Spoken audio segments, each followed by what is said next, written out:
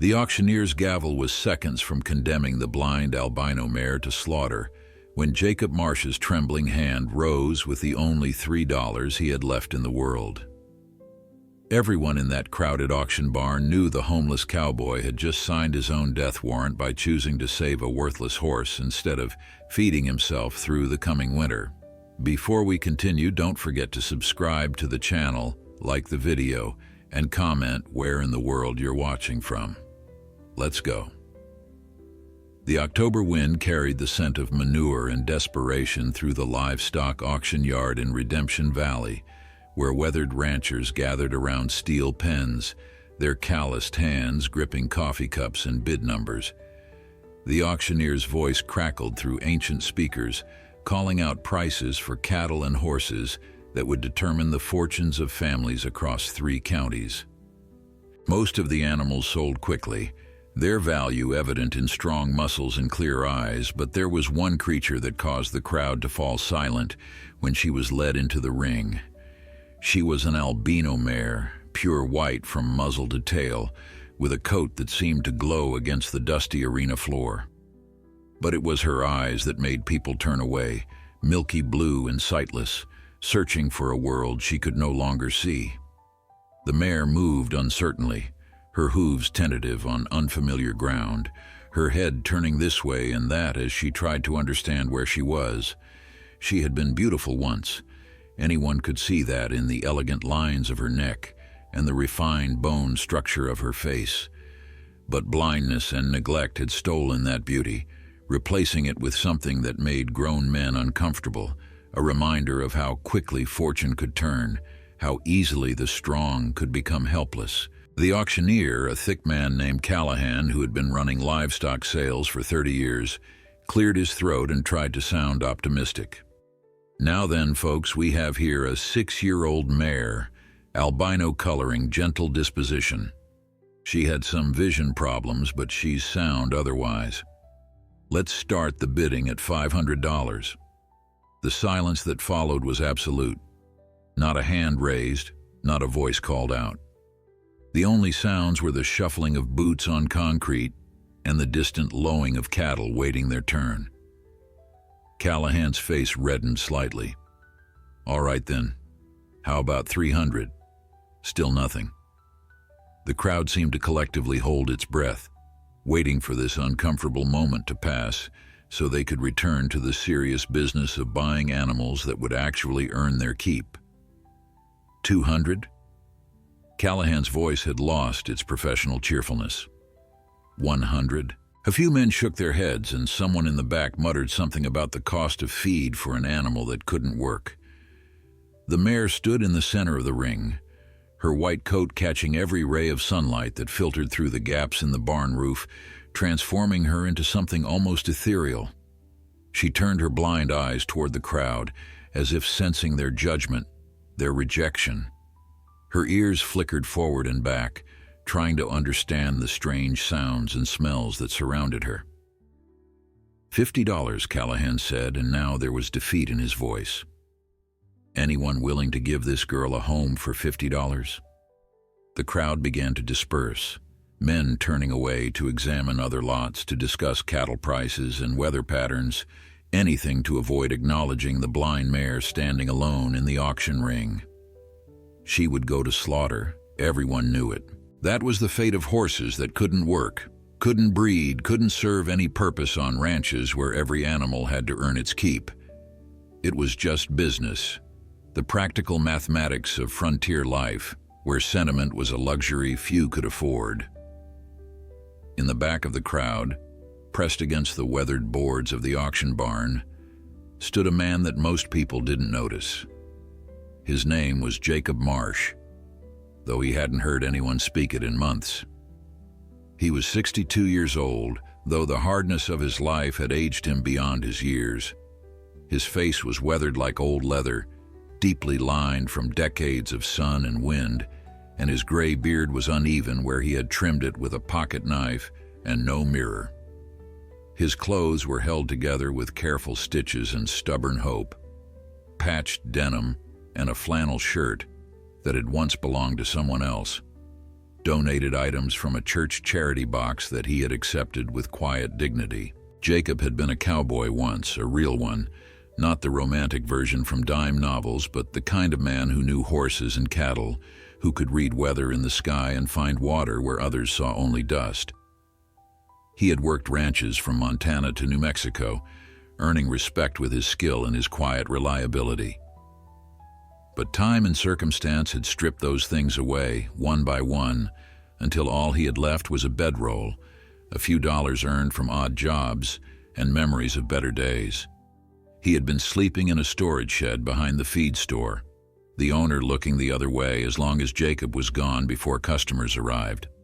It wasn't much, but it was shelter, and on the frontier, shelter could mean the difference between life and death.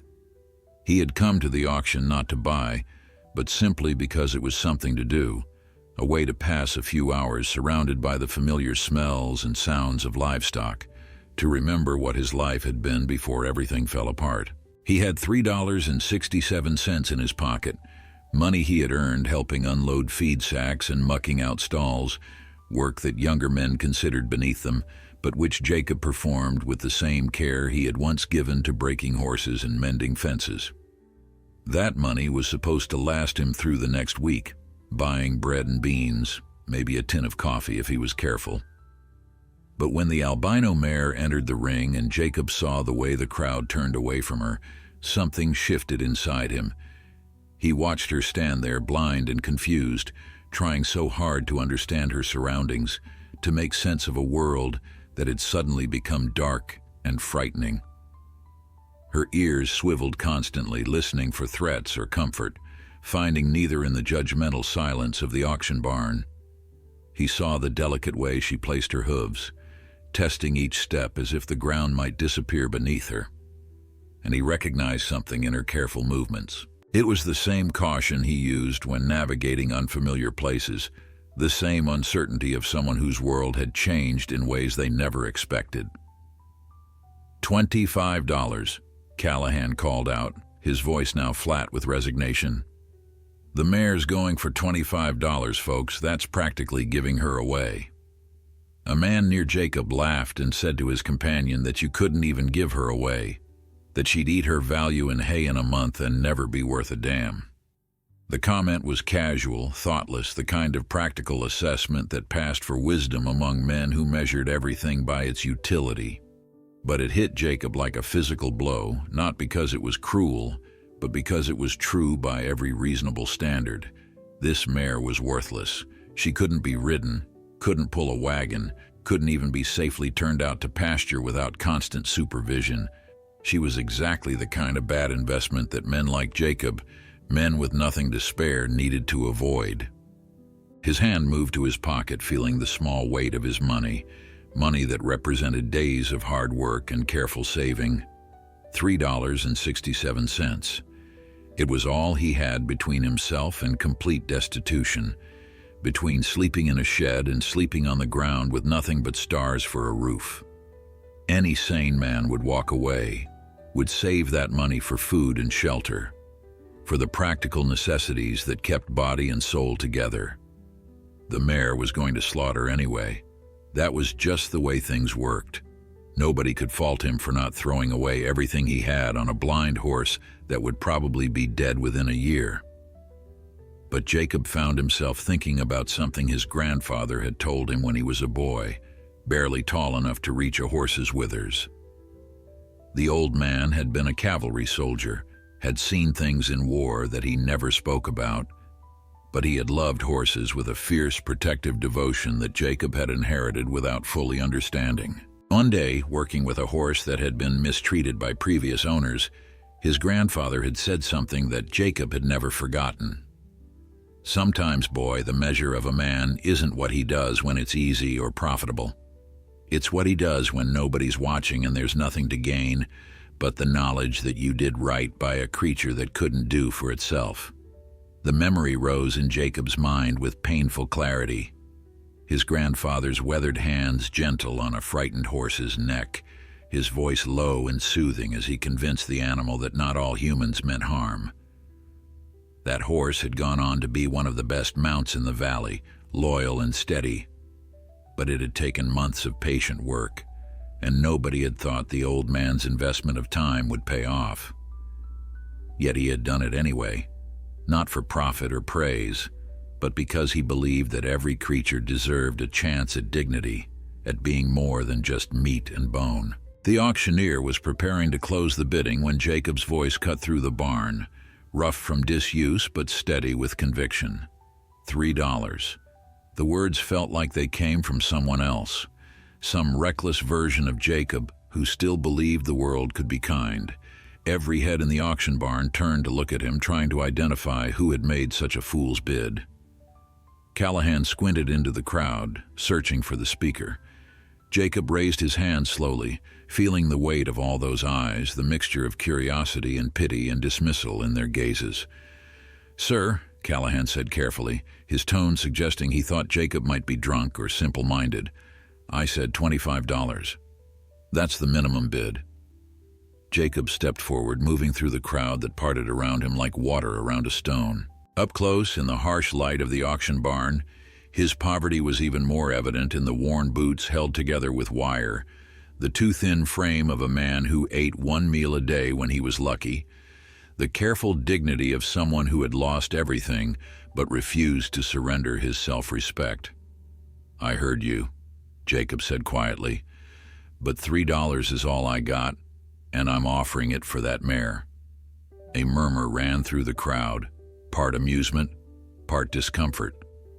They were looking at a man who was clearly at the end of his rope, using his last money for an animal that would only make his situation worse. It was either incredibly noble or incredibly stupid, and most of the ranchers in that barn were leaning towards stupid. Callahan looked like he wanted to refuse to maintain some semblance of professional standards, but Jacob saw the moment when the auctioneer's expression changed, when he really looked at the homeless cowboy and the blind mare and saw something that transcended business. The auctioneer was quiet for a long moment, then he sighed heavily. $3, he said to the crowd. "I got $3 for the albino mare. Anyone want to bid higher?" The silence was even more profound than before. Men looked at their boots, at the ceiling, anywhere but at Jacob or the mare. They weren't going to compete with a homeless man for a worthless horse. It would be like stealing food from a beggar, pointless and cruel in equal measure. "Going once," Callahan said, his voice carrying a note of something that might have been respect. "Going twice." He paused, giving anyone one last chance to save Jacob from his foolishness, but nobody spoke. "Sold to the gentleman in the back for $3. The gavel came down with a sharp crack that seemed to echo through the barn like judgment or blessing, depending on your perspective. Jacob walked forward to claim his purchase, fishing the crumpled bills and coins from his pocket with hands that trembled slightly. $3.67 had become just 67 cents, which wouldn't even buy a loaf of bread. He had just committed financial suicide for a horse he couldn't afford to feed, couldn't ride, couldn't use for any practical purpose whatsoever. But as he approached the mare and she turned her blind eyes toward him, her ears pricking forward at the sound of his footsteps, something settled in his chest that felt almost like peace. "Easy, girl," he said softly, extending his hand for her to smell. His voice was gentle in a way it hadn't been in months, softened by purpose and connection. "I'm Jacob. I reckon we're both at the end of our luck, but maybe together we can find a little more road to travel." The mare's nostrils flared as she took in his scent, processing the smell of hard work and poverty, of hay and leather and something else, kindness perhaps, or simply the absence of threat. She took one tentative step toward him, then another, her movements careful but willing. When her soft muzzle touched his weathered palm, Jacob felt something break open inside him, some frozen place that had been locked away since he lost everything that mattered. The auction barn clerk handed him a lead rope and a paper with the mare's basic information, which Jacob folded carefully and tucked into his shirt pocket without reading. He didn't need to know her pedigree or her history. All that mattered was that she was his now, and he was hers. Two broken things that the world had given up on, bound together by $3 and a stubborn refusal to accept that worthless was the final word on anyone's value. As he led the mare out of the auction barn into the October sunlight, he heard someone behind him say that he'd be begging for money to put her down within a week, that blindness in horses was a death sentence dressed up as mercy. But Jacob didn't turn around, didn't acknowledge the voices of practical men who knew the cost of everything and the value of nothing. He just kept walking, one hand on the lead rope, speaking quietly to the mare about nothing in particular, about the weather and the feel of sun on white coats, about second chances and stubborn hope. They made an unlikely pair, the homeless cowboy and the blind albino mare, walking slowly down the dusty road that led away from the auction yard. Jacob had no idea where they were going or what would happen next. He just knew that for the first time in months, he had a purpose beyond simple survival. He had someone who needed him, who depended on him, and in that need he found something he thought he'd lost forever, the possibility that his life still mattered, that there were still things worth fighting for, even when everything looked lost. The feed store owner, a man named Earl Henderson, was sweeping the wooden porch when Jacob arrived, leading the white mare through the dusty streets of Redemption Valley. Earl stopped mid-sweep, his broom frozen in the air as he took in the sight of the homeless cowboy and the blind horse walking slowly past weathered storefronts and curious onlookers. The mare moved with careful deliberation, her hooves clicking against the packed dirt road as she relied entirely on Jacob's voice and the gentle pressure of the lead rope to navigate a world she could no longer see. Earl had been allowing Jacob to sleep in his storage shed for 3 weeks now, a kindness born partly from Christian charity and partly from the fact that Jacob worked harder than men half his age when given the chance. The old cowboy never asked for handouts, never complained about his circumstances, just showed up each morning ready to earn whatever pittance Earl could justify paying him.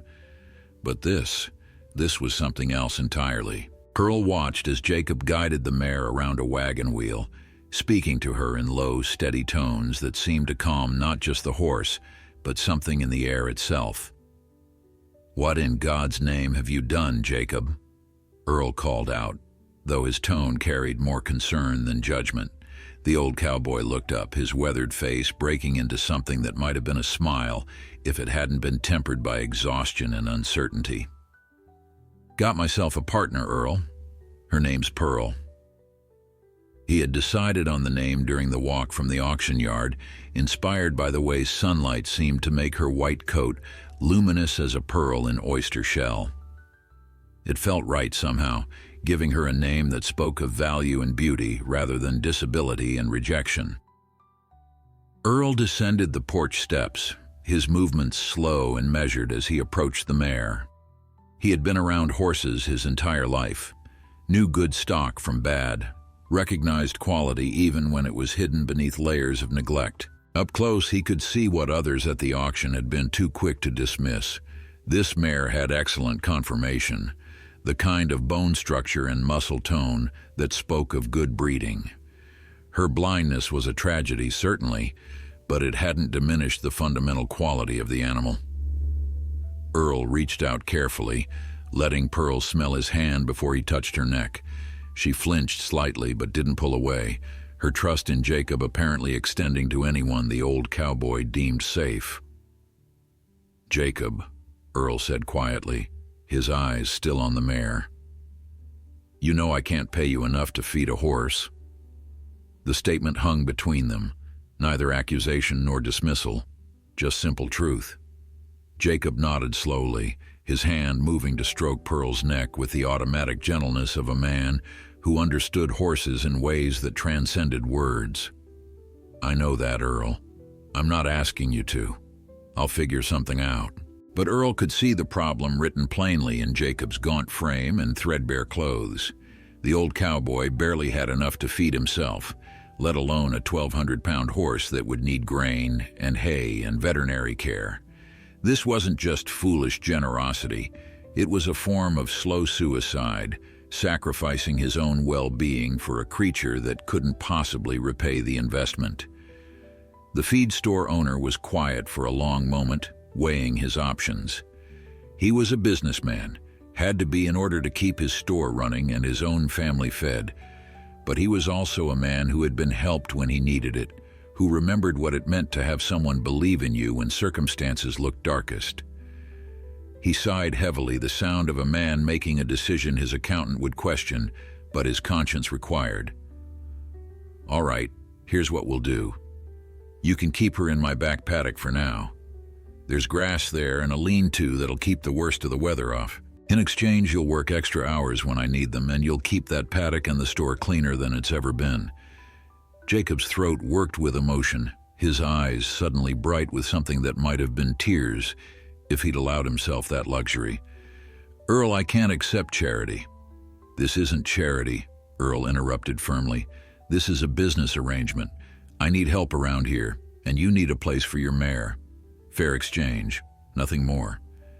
The lie was transparent, both men knew it, but Jacob understood that Earl was offering him dignity, along with help, allowing him to maintain his self-respect even as he accepted assistance. That gift, the preservation of pride in the face of poverty, was worth more than the feed and shelter combined.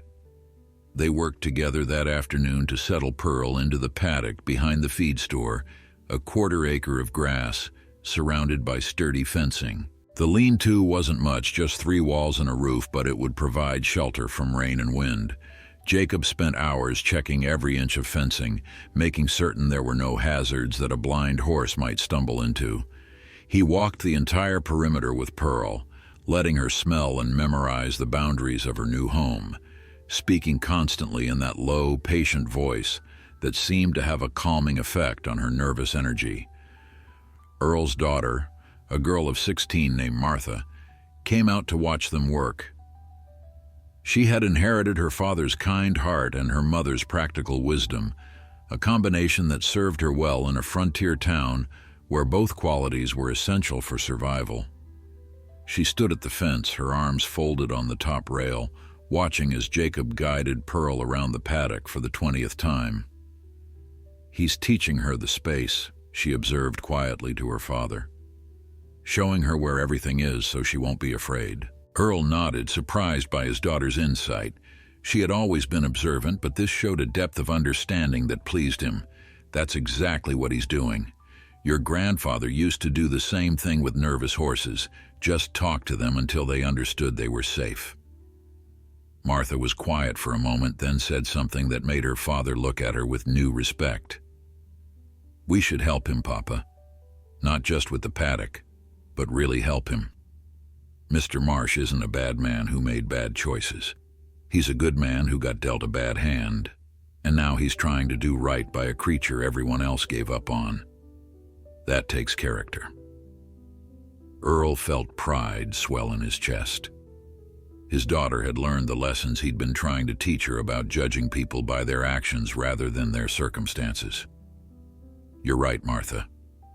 I reckon we should. But we'll need to be careful about how we do it. Man like Jacob has his pride, and we can't take that from him along with his poverty." That evening, as the sun painted the sky in shades of orange and purple, Jacob sat in the paddock with Pearl standing nearby. He had groomed her coat until it gleamed like fresh snow, removing weeks of neglect with patient, thorough care. His hands, rough from years of hard labor, were surprisingly gentle as they moved through her mane and tail, untangling knots and removing burrs. He talked to her the entire time, telling her about his life before homelessness, about ranches he'd worked and horses he'd known, about the wife he'd lost to fever 15 years ago, and the daughter who'd moved east and stopped writing after a few years. Pearl stood quietly through his ministrations, her blind eyes half closed in contentment. Something was developing between them, a bond that transcended utility or ownership. Jacob needed her as much as she needed him, maybe more. She gave him purpose, responsibility, a reason to wake up each morning with something other than despair weighing on his chest. In return, He gave her patience, gentleness, the kind of care that saw past her disability to the noble creature underneath. Earl came out just as darkness was settling over the valley, carrying a plate of food his wife had prepared. "Jacob, you need to eat something. Can't take care of that mare if you don't take care of yourself." Jacob accepted the plate with quiet gratitude, recognizing another act of charity disguised as something else. The food was simple, beans and cornbread with a piece of ham, but it was more than he'd eaten in a single meal for weeks. He ate slowly, savoring each bite while Pearl dozed nearby, her white coat almost glowing in the gathering dusk. "You got a plan for her?" Earl asked, settling onto the fence rail. "I mean beyond just keeping her alive." Jacob swallowed his food and considered the question honestly. He hadn't thought beyond the immediate need to give Pearl safety and care. The future stretched before them both like unmarked territory, full of potential dangers and unknown possibilities. "I reckon I'll teach her to trust again," he said finally. "Show her that blind doesn't mean broken, that she's still got value even if she can't do what other horses do." "And then," Earl pressed gently, "then we'll see what comes." Jacob's voice carried a quiet determination that Earl recognized from his own father, the stubborn refusal to quit even when quitting looked like the smart choice. "Maybe nothing comes of it. Maybe she lives out her days eating grass and feeling sunshine on her coat, and that'll be enough. But maybe, just maybe, there's something more waiting for both of us." Earl thought about that as he headed back to his store and the warm house beyond, where his wife and daughter waited.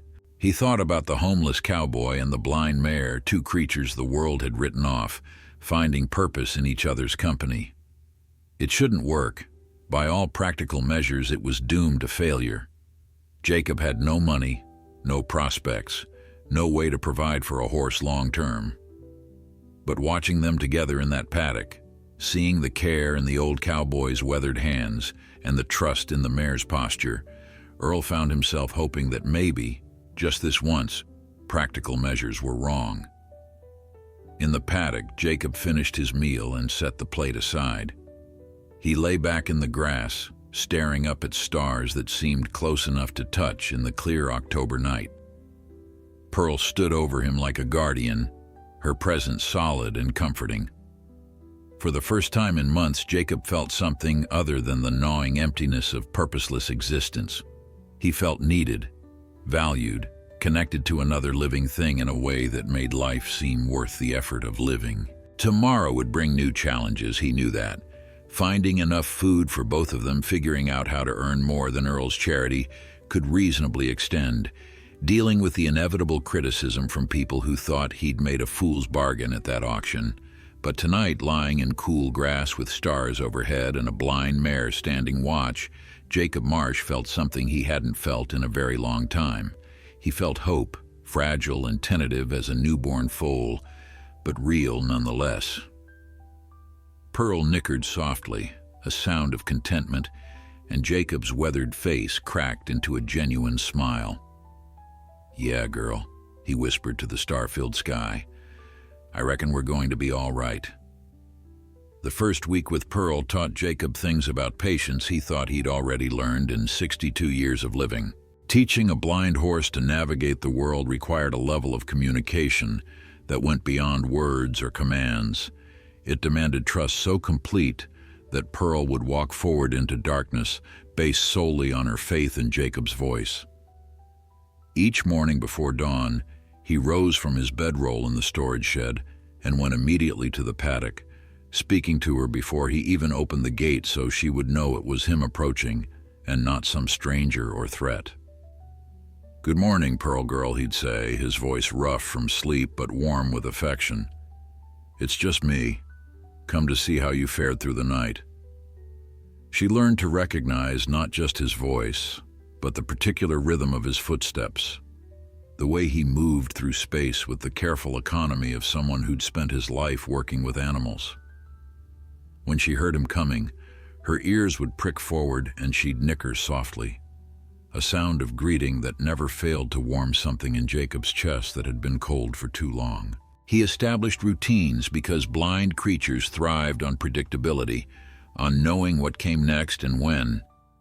Every morning at the same time, he'd lead her to the water trough, letting her drink her fill while he checked her over for any injuries or problems that might have developed overnight.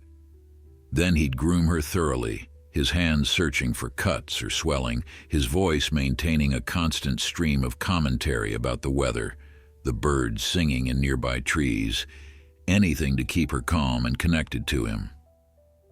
After grooming came their walks, and it was during these walks that Jacob began to understand the full depth of Pearl's intelligence and courage. They started in the paddock, where Pearl had memorized every fence post and corner, every dip and rise in the terrain.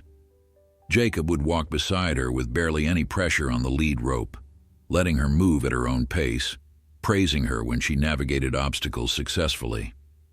Then, after 3 days of paddock work, he decided it was time to venture beyond the familiar safety of her enclosure. Earl had watched from his store window as Jacob led Pearl through the gate and into the wider world of Redemption Valley's back streets, and he'd said a quiet prayer that the old cowboy knew what he was doing. The first trip beyond the paddock was terrifying for Pearl. Jacob could feel her terror in the tension of her body, the way she froze after every few steps, her nostrils flaring wide as she tried to make sense of unfamiliar smells and sounds. But Jacob didn't rush her, didn't force her forward with impatient tugs on the lead rope. Instead, he stood beside her, one hand on her neck, speaking in that low, steady voice that had become her anchor in the darkness. "You're all right, girl. I won't let anything hurt you. Just trust me. Take it one step at a time. We're not in any hurry. We've got all the time in the world." Step by step, Pearl learned to walk through town. Jacob mapped out a route that avoided the busiest areas, choosing quiet side streets where they could work without too much commotion. He described everything they passed, speaking to Pearl as if she could understand every word. "That's the blacksmith shop on our left. Can you hear the hammer ringing? And there's the smell of fresh bread from the bakery. Mrs. Chen makes the best sourdough in 3 counties. Now we're coming to a wooden bridge. You'll feel it under your hooves. Just keep walking steady." The townspeople of Redemption Valley had mixed reactions to the sight of the homeless cowboy and his blind mare. Some thought Jacob was a fool wasting his time and Earl Henderson's charity on a useless animal. Others saw something else, a kind of dignity in the old man's patience, a beauty in the way he cared for a creature that would never be able to repay his efforts.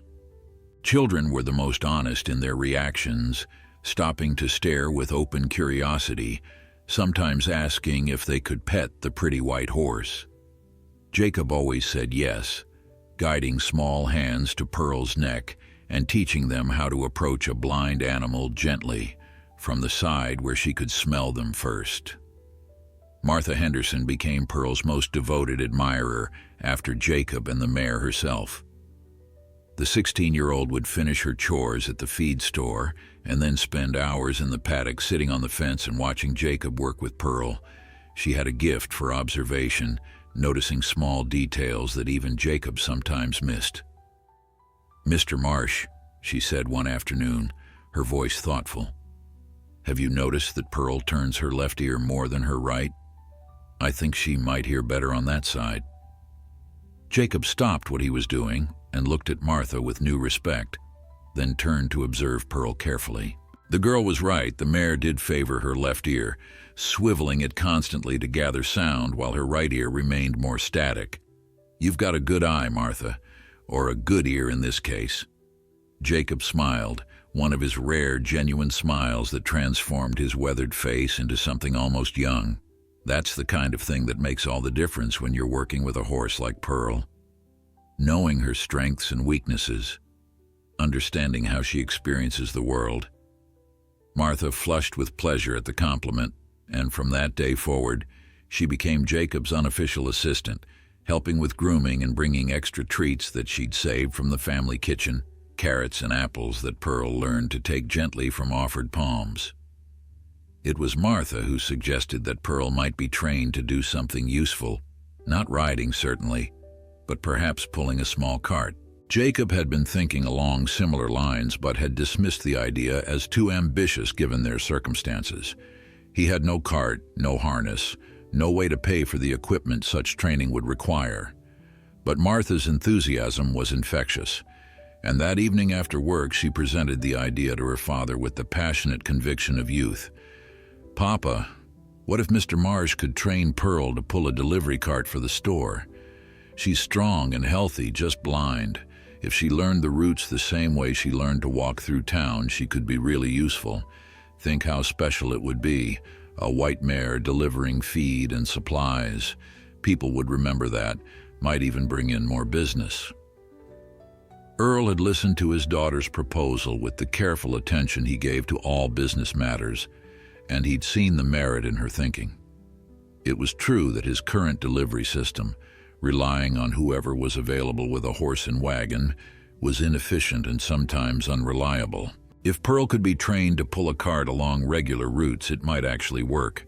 More importantly, it would give Jacob a way to earn real money, not just charity disguised as odd jobs, and it would prove to the skeptical townspeople that his investment in the blind mare hadn't been pure foolishness. The next morning, Earl made Jacob a proposal over coffee in the feed store office. "I've been thinking about what Martha said about training Pearl to pull a delivery cart. I've got an old cart in my barn, needs some work, but it's fundamentally sound, and I've got harness that might fit her with a few adjustments. If you're willing to put in the time training her, I'll pay you a regular wage for deliveries." "Not charity," he added quickly, seeing Jacob's expression. "Legitimate business. You'd be earning every penny." Jacob sat with his coffee cup, warming his weathered hands, trying to find words adequate to his gratitude. "Earl, I don't know what to say. You've already done more than I had any right to expect." "Say yes," Earl replied simply. "Say yes and prove to this town that sometimes the things everyone else gives up on are worth more than they realize." Jacob thought about that as he looked out the window toward the paddock where Pearl stood in morning sunlight, her white coat brilliant against the brown grass and weathered fencing. She was waiting for him, he knew, waiting for their morning routine, for the sound of his voice and the gentle touch of his hands. She trusted him completely, had placed her entire well-being in his care. Now he had a chance to prove that her trust wasn't misplaced, that together they could be more than two broken things the world had discarded. "Yes," Jacob said quietly, his voice thick with emotion. "Yes, we'll do it." The training began that very afternoon. Earl brought out the cart, which was indeed old but sturdy, its wooden bed scarred by years of use but still functional.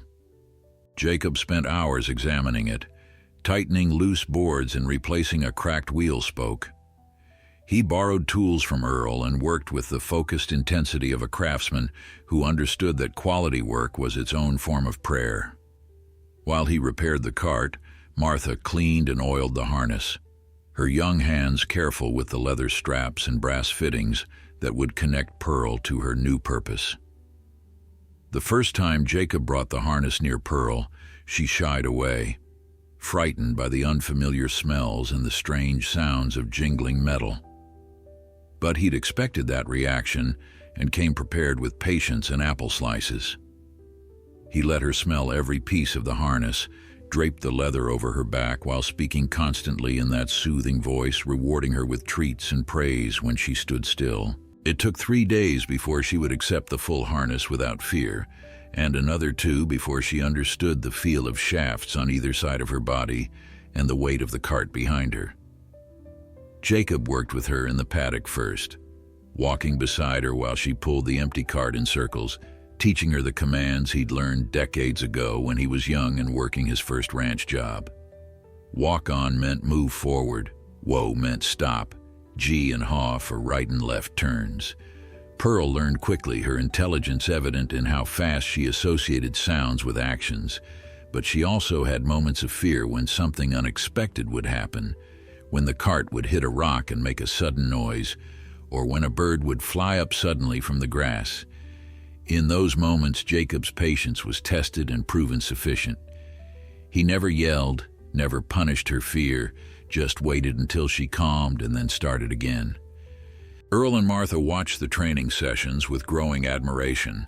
They saw the hours Jacob invested, the careful progression from simple to complex tasks, the way he built Pearl's confidence piece by piece, like constructing a building from individual stones.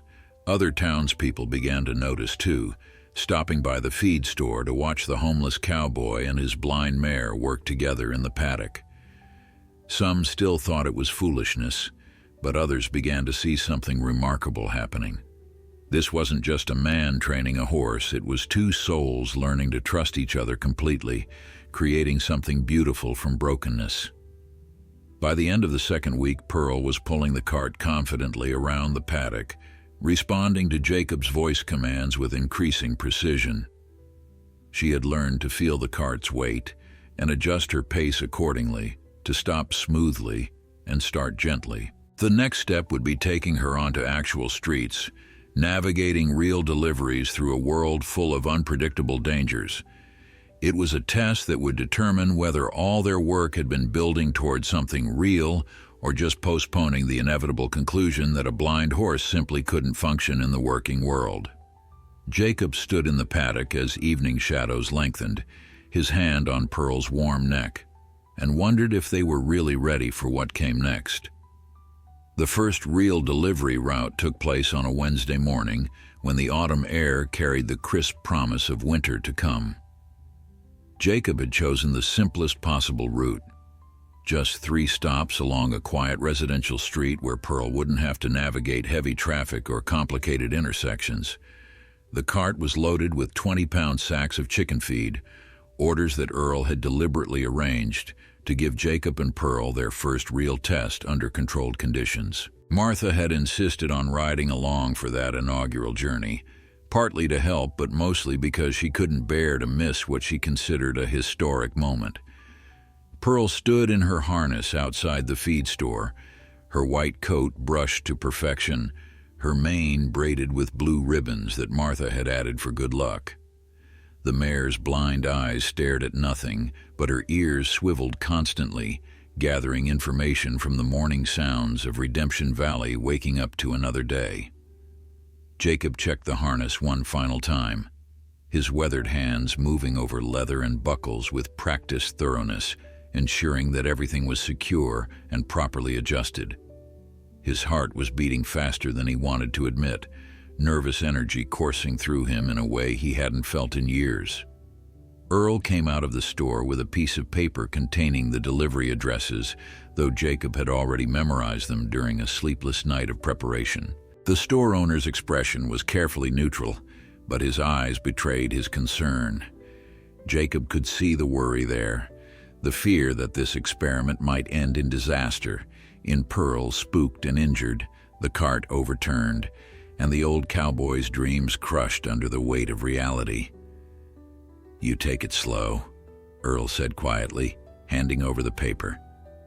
"If it doesn't feel right, if she's too scared or uncertain, you turn around and come back. No shame in that, no shame at all. We can try again another day." Jacob nodded, understanding that Earl was giving him permission to fail, releasing him from the pressure of having to succeed on the first attempt. But as he looked at Pearl standing so calm and trusting in her harness, he felt a conviction settle into his bones that they were ready for this, that all their hours of training and trust building had prepared them for exactly this moment. He climbed onto the driver's seat, taking up the reins with hands that remembered this feeling from decades past, the subtle connection between driver and horse transmitted through leather lines and mutual understanding. "Walk on," he said, his voice steady and clear. Pearl leaned into her harness and the cart began to move, wheels creaking softly on the dirt street.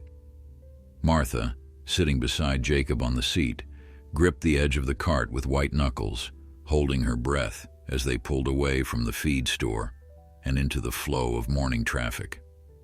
The street wasn't busy by city standards, but for a blind mare it presented a gauntlet of potential dangers. Other horses and wagons, pedestrians stepping off boardwalks, dogs running loose, children playing in the dust. But Pearl moved forward with careful confidence, her ears constantly tracking sounds, her body responding to Jacob's voice commands with the precision of weeks of training. When a dog barked suddenly from a nearby yard, she flinched but didn't bolt, trusting Jacob's immediate reassurance. "Easy, girl. You're fine. That's just old Murphy making noise as usual." They navigated the first block successfully, then the second. And with each passing moment, Jacob felt his confidence growing while his anxiety diminished.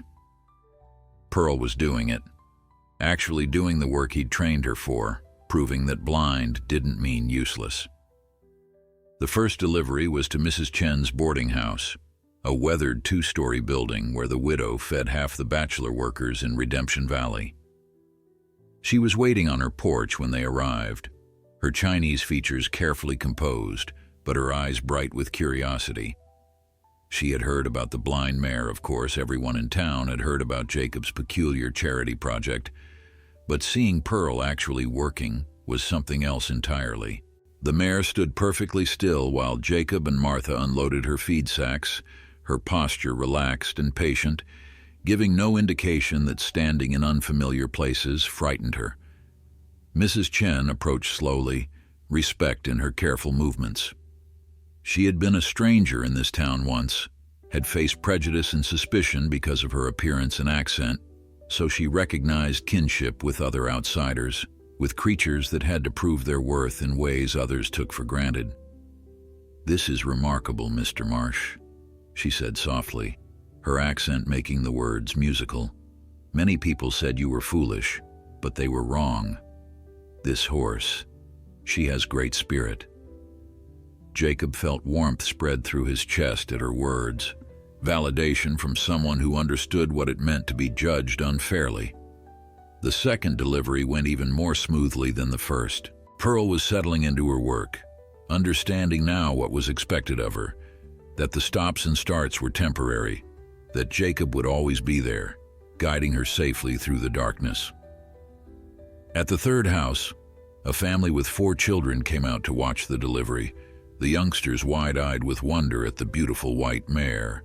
The youngest child, a girl of perhaps 5, approached with her mother's permission and touched Pearl's shoulder with reverent gentleness. "She's like a princess from a fairy tale," the girl whispered, and her mother smiled with the particular expression parents wear when their children say something profound without realizing it. By the time they returned to the feed store, a small crowd had gathered to witness the completion of Pearl's first working day. Word had spread through town with the mysterious speed of small community gossip, and people had come to see if the blind mare would actually make it back safely or if the whole enterprise would end in predictable disaster. When Jacob guided Pearl to a smooth stop in front of the store, executing the halt with professional precision, a spontaneous round of applause broke out from the assembled townspeople. It was a small moment, barely significant in the grand scheme of things, but to Jacob it felt like vindication of every choice he'd made since that auction, every dollar he'd spent that he couldn't afford, every hour he'd invested in teaching Pearl to trust.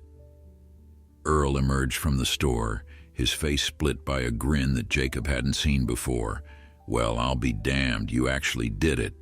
Jacob climbed down from the driver's seat, his legs slightly shaky from the adrenaline that had sustained him through the morning. His hand went immediately to Pearl's neck, stroking the warm coat beneath her harness, sharing this triumph with the creature who had made it possible. "We did it," he corrected gently. "Pearl did the work. I just gave her directions." Martha was practically bouncing with excitement as she helped unhitch the mare from the cart. "That was amazing. Did you see how she stopped exactly where you told her? And the way she handled that dog barking? Mr. Marsh, she's going to be famous." The girl's enthusiasm made Jacob smile, though he cautioned against getting too carried away. "One successful morning doesn't make us famous, Martha. We've got a long way to go before we prove this can work long term." But even as he spoke the words, he felt something stirring in his chest, that he barely recognized at first because it had been absent for so long. It was pride, genuine pride in work well done, in a goal achieved through patience and effort. For years, Jacob had simply existed, moving through days without purpose beyond basic survival. Now, standing in the October sunshine with Pearl beside him and townspeople offering congratulations, he felt like he mattered again, like his life had meaning beyond just taking up space in the world. That evening, after Pearl had been fed and groomed and turned out into her paddock, Jacob sat with Earl on the feed store porch, watching stars emerge in the darkening sky. The store owner produced a bottle of whiskey and 2 glasses, pouring generous measures for both of them. "This calls for a celebration," Earl said, handing Jacob a glass. "To Pearl and her remarkable cowboy." They drank in companionable silence for a few minutes, the whiskey burning warmly down Jacob's throat, loosening muscles that had been tense all day with nervous energy. "Earl," Jacob said finally, his voice rough with emotion, "I need you to know what you've done for me. It's not just the work or the place to keep Pearl. It's giving me back something I thought I'd lost forever, the ability to be useful, to contribute something of value." Earl waved away the gratitude with characteristic gruffness. "You earned everything you got today, Jacob. I didn't give you anything except an opportunity, and you're the one who made something of it." But privately, the store owner felt his own satisfaction at how events had unfolded. He had taken a gamble on the homeless cowboy and his blind mare, had extended charity disguised as business opportunity, and that gamble was paying off in ways that transcended mere financial return. The next morning brought a surprise that neither Jacob nor Earl had anticipated.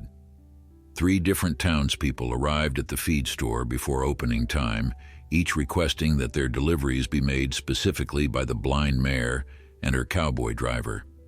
Word had spread beyond Redemption Valley about the unusual delivery team, carried by travelers and gossip to neighboring communities, and suddenly, what had been a local curiosity was becoming something larger.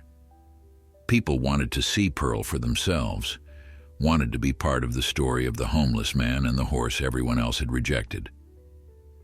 Earl recognized opportunity when it appeared at his door. He sat down with Jacob that morning and proposed expanding their delivery service, creating regular routes throughout the valley and even into neighboring towns. "I'll need to get another cart, maybe 2, he said, his businessman's mind already calculating costs and potential profits. "We could hire other drivers, but Pearl and you'd be the featured team. People specifically requesting you, Jacob. That's worth something in terms of business.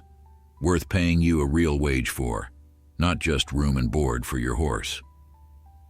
Jacob listened to Earl's proposal with growing amazement. Just days ago, he'd been a homeless cowboy with $3 to his name, sleeping in a storage shed and wondering how he'd survive the coming winter. Now, he was being offered steady employment, regular income, the chance to build something sustainable. All because he'd spent his last money on a blind horse that everyone else had written off as worthless. The irony wasn't lost on him. How the world measured value in such superficial ways, dismissing Pearl because she couldn't do what other horses could do, dismissing him because he'd lost everything that society used to measure a man's worth. But here they were, proving that worth could be measured in different ways, in patience and trust, and the stubborn refusal to accept that broken things couldn't be mended or that difficult circumstances couldn't be overcome. Jacob thought about his grandfather's words again, the old cavalry soldier's belief that the measure of a man was what he did when nobody was watching, and there was nothing to gain but the knowledge that you did right by a creature that couldn't do for itself. "I'll do it," Jacob said finally, extending his weathered hand to shake Earl's in agreement. "We'll do it, Pearl and me. We'll show people what's possible when you don't give up on something just because it's difficult." Earl shook his hand firmly, sealing a partnership that would change both their lives in ways neither could fully anticipate. Outside, Pearl stood in her paddock, her white coat catching the morning sunlight, transforming her into something almost magical. She didn't know that she was becoming famous, didn't understand that people were talking about her throughout the valley. She only knew that her world, once dark and frightening, had become safe and purposeful because of the homeless cowboy who had spent his last $3 to give her a chance at life. Winter arrived early that year, bringing with it challenges that tested everything Jacob and Pearl had built together. The first snow fell in mid-November, transforming Redemption Valley into a landscape of white silence that was beautiful and treacherous in equal measure. For Pearl, the snow presented an entirely new set of obstacles to navigate. The familiar sounds she relied upon were muffled by the blanket of white, and the terrain she had so carefully memorized was now hidden beneath unpredictable drifts and ice patches that could send even a sighted horse stumbling. Jacob stood in the paddock that first snowy morning, watching Pearl move cautiously through the unfamiliar substance beneath her hooves. She was frightened. He could see it in the tension of her body, the way her nostrils flared wide as she tried to understand this strange, cold wetness that had invaded her world overnight. He approached her slowly, speaking in that calm voice that had become her anchor through every difficulty. "It's all right, Pearl girl, this is snow, it's just frozen water falling from the sky. It won't hurt you, but we'll need to be extra careful until you learn how to move through it." The delivery routes that had become routine suddenly required relearning. Ice made the streets treacherous, and the cartwheels that had rolled smoothly over packed dirt now slid unpredictably on frozen surfaces. Jacob had to recalibrate his instructions to Pearl, teaching her to feel for ice beneath her hooves, to take shorter steps and maintain better balance when pulling her load through winter conditions. There were setbacks, moments when Pearl would slip and panic, when the cart would slide sideways and Jacob's heart would leap into his throat with fear that they'd overturn and she'd be injured. But each challenge overcome made them stronger, more attuned to each other's capabilities and limitations. Jacob learned to read the weather with the skill of his younger years, knowing when conditions were too dangerous for deliveries and when they could manage despite the difficulties. Pearl learned to trust his judgment completely, understanding that if he asked her to move forward, it was because he had determined the path was safe enough to attempt.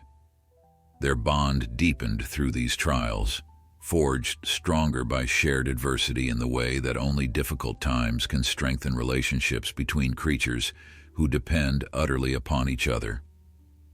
The townspeople watched their progress through that first winter with growing respect.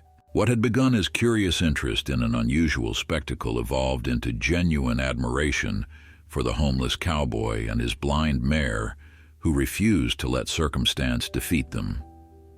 Deliveries that other drivers postponed due to weather conditions, Jacob and Pearl completed with careful determination.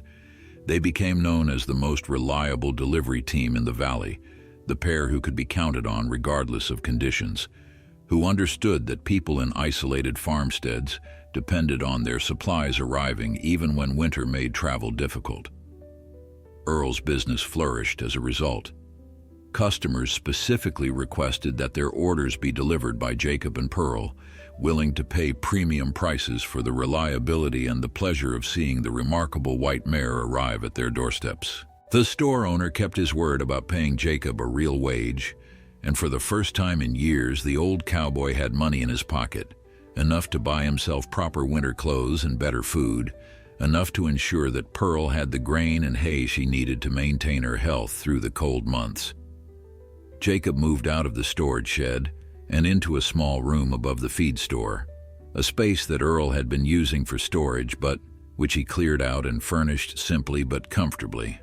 It wasn't much, just a bed and a chair and a small stove for heat, but to Jacob it felt like luxury beyond measure. He had a home again, a purpose, a place in the world that felt earned rather than given. Martha continued to be Pearl's devoted admirer and Jacob's unofficial assistant.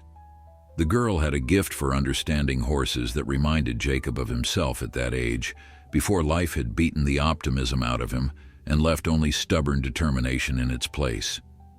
She spent hours in the paddock with Pearl, grooming her and talking to her, developing her own relationship with the mare that was separate from Jacob's, but equally meaningful.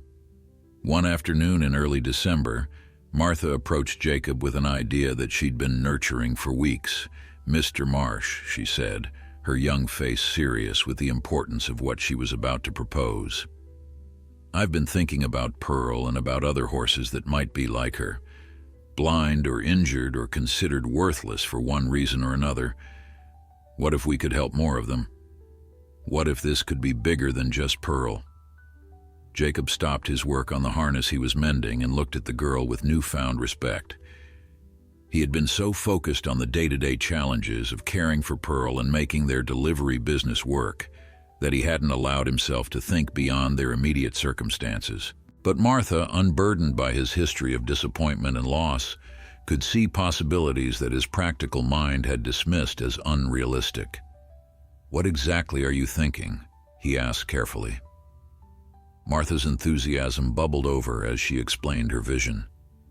"We could start a program, maybe at the feed store or somewhere else, teaching people how to work with damaged horses, showing them that blindness or injury doesn't have to be a death sentence. You could teach others what you've taught, Pearl. There must be so many horses out there that get put down just because people don't know how to help them." The idea took root in Jacob's mind despite his efforts to remain cautious. He thought about the auction where he'd bought Pearl, remembered other animals he'd seen over the years that had been discarded because they required more patience or effort than their owners were willing to invest. How many horses had gone to slaughter that could have been saved with proper training and care? How many creatures had died simply because nobody took the time to see past their disabilities to the value underneath? "It's a good thought, Martha," he said finally. "But something like that takes resources we don't have. Space, equipment, knowledge beyond what I've figured out with Pearl. I'm just one old cowboy who got lucky." But Martha was undeterred by his practical objections. "We could start small," she argued. "Just one more horse at first. See if what worked with Pearl works with others. Papa has the space in the back pasture and you have the knowledge now. You've proven it's possible, Mr. Marsh. That's worth something." She was right, Jacob realized. He had proven it was possible to rehabilitate a horse that everyone else had given up on. The question was whether that success with Pearl was unique to their particular bond, or whether it represented a methodology that could be applied more broadly to other damaged animals. The thought both excited and terrified him. Taking on Pearl had been a leap of faith born from desperation and the last dregs of hope. Taking on additional horses would be a deliberate choice, a commitment to building something larger than himself. He thought about it for several days, weighing the risks and rewards while he and Pearl made their regular deliveries through increasingly difficult winter conditions. The idea wouldn't leave him alone. Kept surfacing in his mind during quiet moments when he was grooming Pearl or lying in his small room above the feed store listening to wind howl around the building. Finally, one evening in mid-December, he approached Earl with Martha's proposal. The store owner listened carefully, his businessman's mind evaluating the practical implications while his generous heart considered the humanitarian aspects. "It's a risk," Earl said when Jacob finished explaining. "Takes time and resources that might not pay off financially. But then, keeping you and Pearl wasn't supposed to pay off financially either, and look how that turned out." They decided to try it on a limited basis, watching for opportunities to acquire horses that were headed for slaughter but might be salvageable with proper care.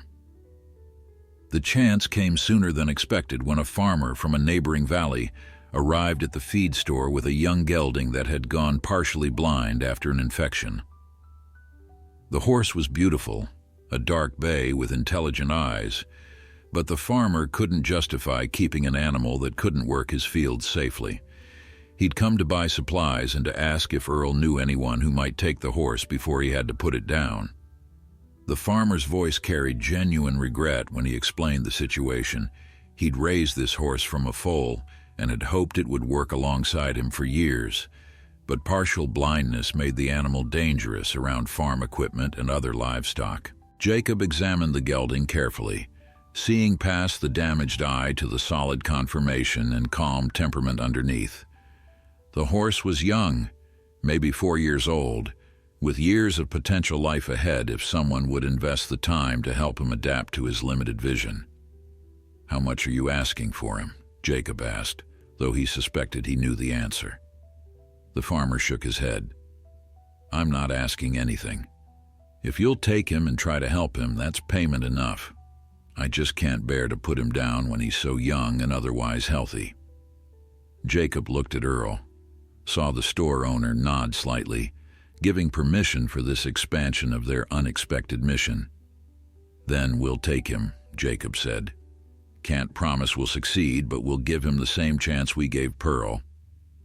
The gelding, whom Jacob named Sage for the gray-green color of his good eye, arrived at the feed store paddock on a cold December afternoon.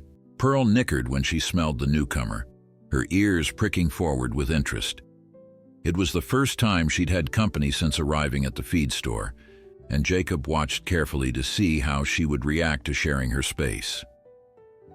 To his relief and slight surprise, Pearl approached the gelding with gentle curiosity, touching noses with him in the universal horse greeting, establishing that they were herdmates now, companions in their shared circumstance of navigating a world they couldn't fully see.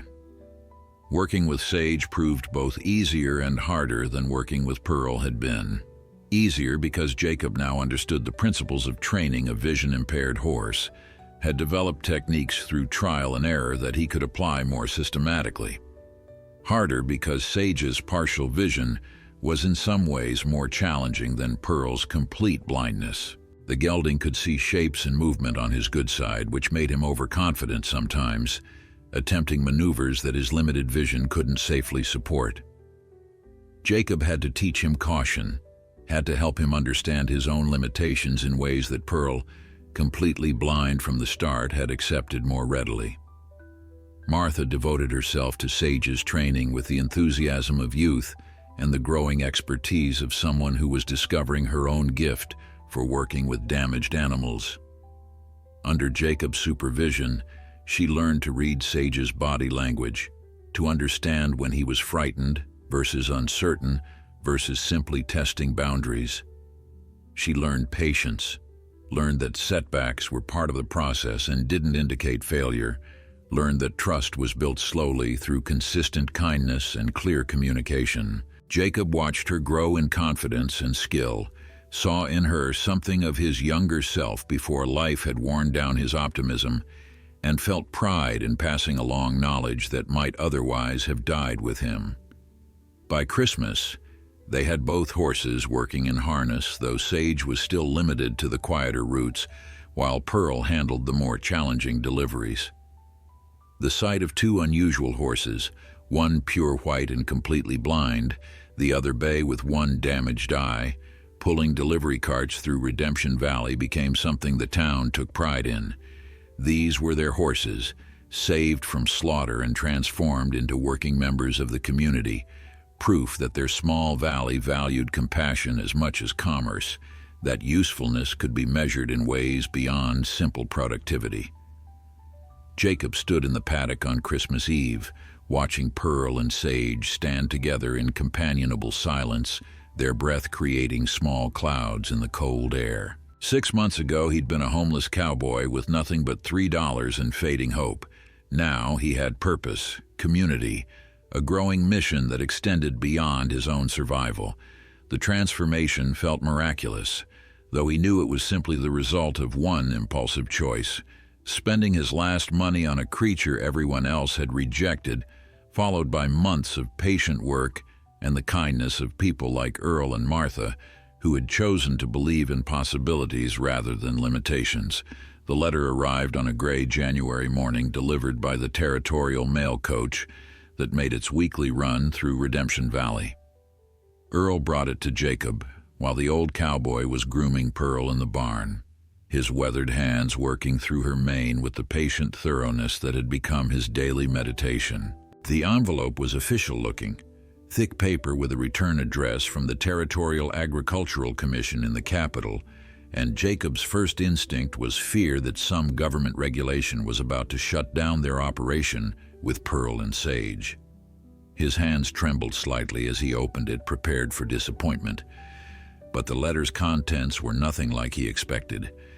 The commission had heard about the blind mare and her cowboy driver, about the successful rehabilitation of damaged horses that were creating a new model for how frontier communities might handle animals that would otherwise be destroyed. They were requesting that Jacob bring Pearl to the capital for a demonstration at the upcoming Territorial Livestock Exhibition, an annual event that drew ranchers and horse traders from across 3 territories. The commission wanted to showcase Pearl's abilities to prove to a wider audience that damaged horses could be valuable working animals with proper training and patience. Jacob read the letter 3 times, hardly believing what it said. They were offering to pay his travel expenses to provide accommodations for both him and Pearl, and to feature their story in the exhibition's main arena before an audience of hundreds. It was recognition on a scale he had never imagined, validation of everything he and Pearl had accomplished together. But it was also terrifying. The thought of performing before so many people, of having Pearl judged by experts who might find fault with his amateur training methods, sent anxiety coursing through his chest like ice water. Earl, reading over his shoulder, let out a low whistle. Well, I'll be damned. The Territorial Livestock Exhibition. That's the biggest event of the year, Jacob. Every important rancher and horse breeder in 3 territories attends. This could change everything.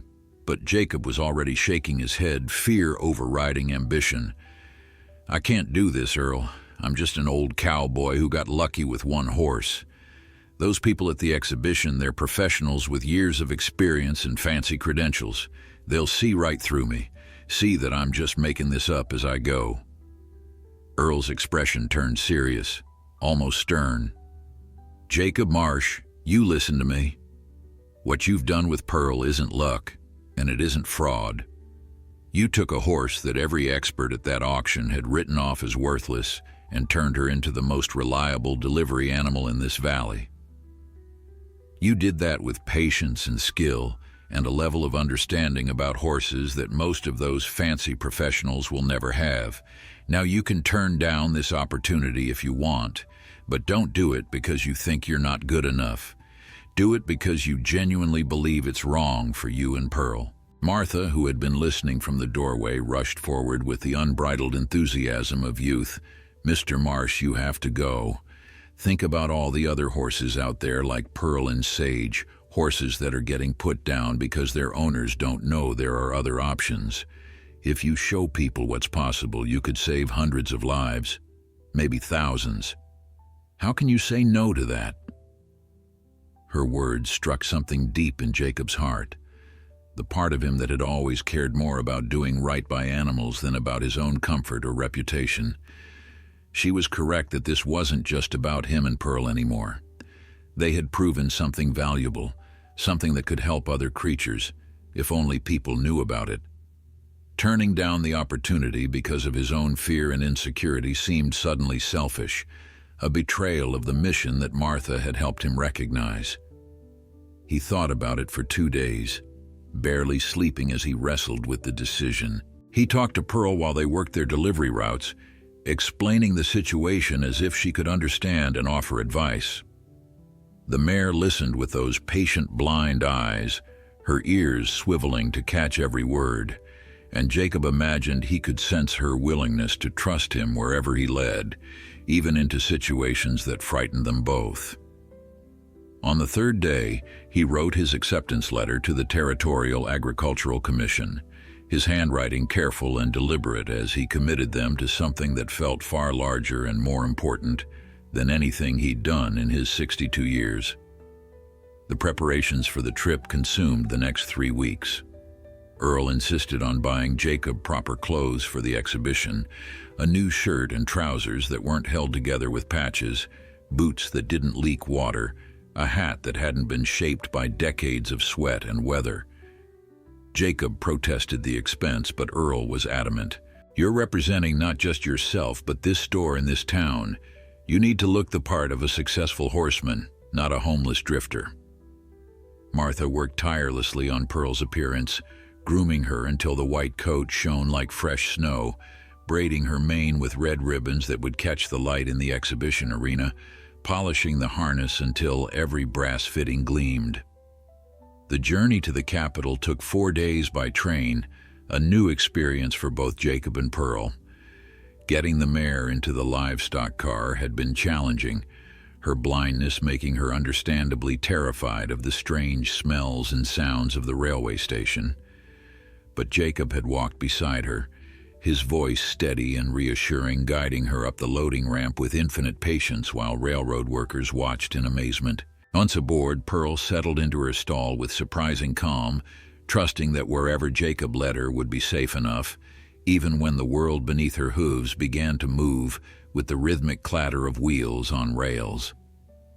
Jacob spent the journey in the livestock car rather than in passenger accommodations, unwilling to leave Pearl alone in unfamiliar circumstances.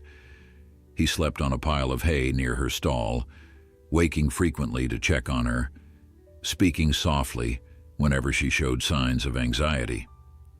The other animals in the car, cattle and horses being shipped to various destinations, seemed to sense something unusual about the white mare and the old man who cared for her with such devotion. Even the railroad workers, accustomed to treating livestock as mere cargo, found themselves drawn to the paddock where Jacob sat talking to his blind horse about the adventure they were having together. The capital city was overwhelming in ways that Jacob hadn't anticipated. Redemption Valley was the largest town he'd lived in for years, and its population of 300 seemed vast compared to the isolated ranches where he'd worked in his youth. But the capital held 10,000 souls, maybe more, packed into streets that never seemed to quiet, that pulsed with constant activity and noise that Jacob found exhausting. Getting Pearl from the train station to the exhibition grounds required navigating crowded thoroughfares where carriages and wagons competed for space, where street vendors called out their wares and pedestrians seemed to have no concept of giving way to a blind horse and her nervous handler. But they managed step by careful step, Jacob's voice maintaining its calm authority even as his heart raced with anxiety. Pearl trusted him completely, moving forward into chaos because he asked it of her, because in her dark world his voice was the only constant that mattered. When they finally reached the exhibition grounds, a sprawling complex of arenas and barns on the outskirts of the city, Jacob felt relief wash over him so intensely that his knees went weak. They'd made it, survived the journey in the city, arrived ready to demonstrate what they'd spent months perfecting in the quiet streets of Redemption Valley. The exhibition barn where Pearl would be stabled was unlike anything Jacob had seen before. The stalls were spacious and clean, equipped with automatic waterers and feed bins, the aisles wide enough to drive a carriage through. The horses around them represented some of the finest breeding stock in 3 territories, animals worth thousands of dollars whose owners hired professional grooms to maintain their care. Jacob felt distinctly out of place among these wealthy horsemen with their tailored clothes and confident manners, felt like the fraud he'd feared being exposed as. But when he led Pearl into her assigned stall and began settling her in, other exhibitors started to gather, drawn by curiosity about the blind mare they'd heard rumors of. Their questions were direct and sometimes skeptical. How did he control her without visual cues? What made him think a blind horse could work reliably? Wasn't this just a novelty act rather than serious horsemanship? Jacob answered each question with the patient honesty that was his nature, explaining his training methods, acknowledging Pearl's limitations while emphasizing her remarkable capabilities, refusing to oversell or exaggerate what they had accomplished together. One man in particular seemed openly hostile, a horse trader named Vernon Blake who had a reputation for buying and selling thousands of horses annually, who prided himself on his ability to assess an animal's value at a glance. He examined Pearl with the critical eye of someone who had seen everything and been impressed by nothing, then turned to Jacob with barely concealed contempt. "This is ridiculous," he said loudly enough for others to hear. "You're wasting everyone's time with this blind cripple. A horse that can't see is a dangerous liability, not a working animal. You might have fooled some country farmers, but you won't fool anyone here who knows anything about real horsemanship." The word stung. Not because Jacob doubted Pearl, but because Blake was voicing the same fears that had plagued him since receiving the commission's invitation. What if he really was out of his depth? What if Pearl's success in Redemption Valley was just luck, just the benefit of working in a controlled environment where everyone knew her and made accommodations? What if bringing her here was setting them both up for public humiliation? He felt his confidence wavering, felt the old familiar weight of defeat settling onto his shoulders like a physical burden. But then Pearl, sensing his distress through that mysterious connection they'd developed, turned her blind eyes toward him and nickered softly. It was a sound of reassurance, of trust, reminding him that whatever doubts he had about himself, she had none. She believed in him completely, trusted that he would never put her in situations she couldn't handle, that together they could face whatever challenges came. Jacob's hand went to her neck, stroking the warm coat that he'd groomed to perfection, and he felt his resolve strengthen. Blake's opinion didn't matter. The doubts of strangers didn't matter. What mattered was the truth they would demonstrate in the arena, the proof that damage didn't mean worthless, that patience and understanding could accomplish things that conventional wisdom said were impossible. The demonstration was scheduled for the third day of the exhibition, giving Jacob time to help Pearl adjust to her new surroundings. He walked her around the grounds repeatedly, letting her memorize the layout of the exhibition complex, building her confidence in this unfamiliar territory the same way he'd built it in Redemption Valley months before. They practiced in a small training arena, working through their routine of voice commands and precise maneuvers, Jacob talking constantly to keep her oriented and calm. Other exhibitors stopped to watch these practice sessions, their initial skepticism gradually giving way to grudging respect as they saw the level of communication between the old cowboy and his blind mare. On the evening before their demonstration, Jacob sat in Pearl's stall, his back against the wooden wall, watching her eat her evening grain. He thought about the journey that had brought them here, from that auction where he'd spent his last $3 to this moment where they would perform before hundreds of people who would judge whether his faith in her had been justified. The weight of responsibility felt crushing. Tomorrow would determine not just their own fate, but potentially the fate of countless other horses who might be saved if Pearl could prove that blindness wasn't an automatic death sentence. Pearl finished her grain and moved to stand near Jacob, lowering her head so he could scratch behind her ears in the spot she particularly loved. In the dim light of the barn, with the sounds of expensive horses shifting in their stalls around them, Jacob felt a moment of perfect clarity. Whatever happened tomorrow, they had already won something important.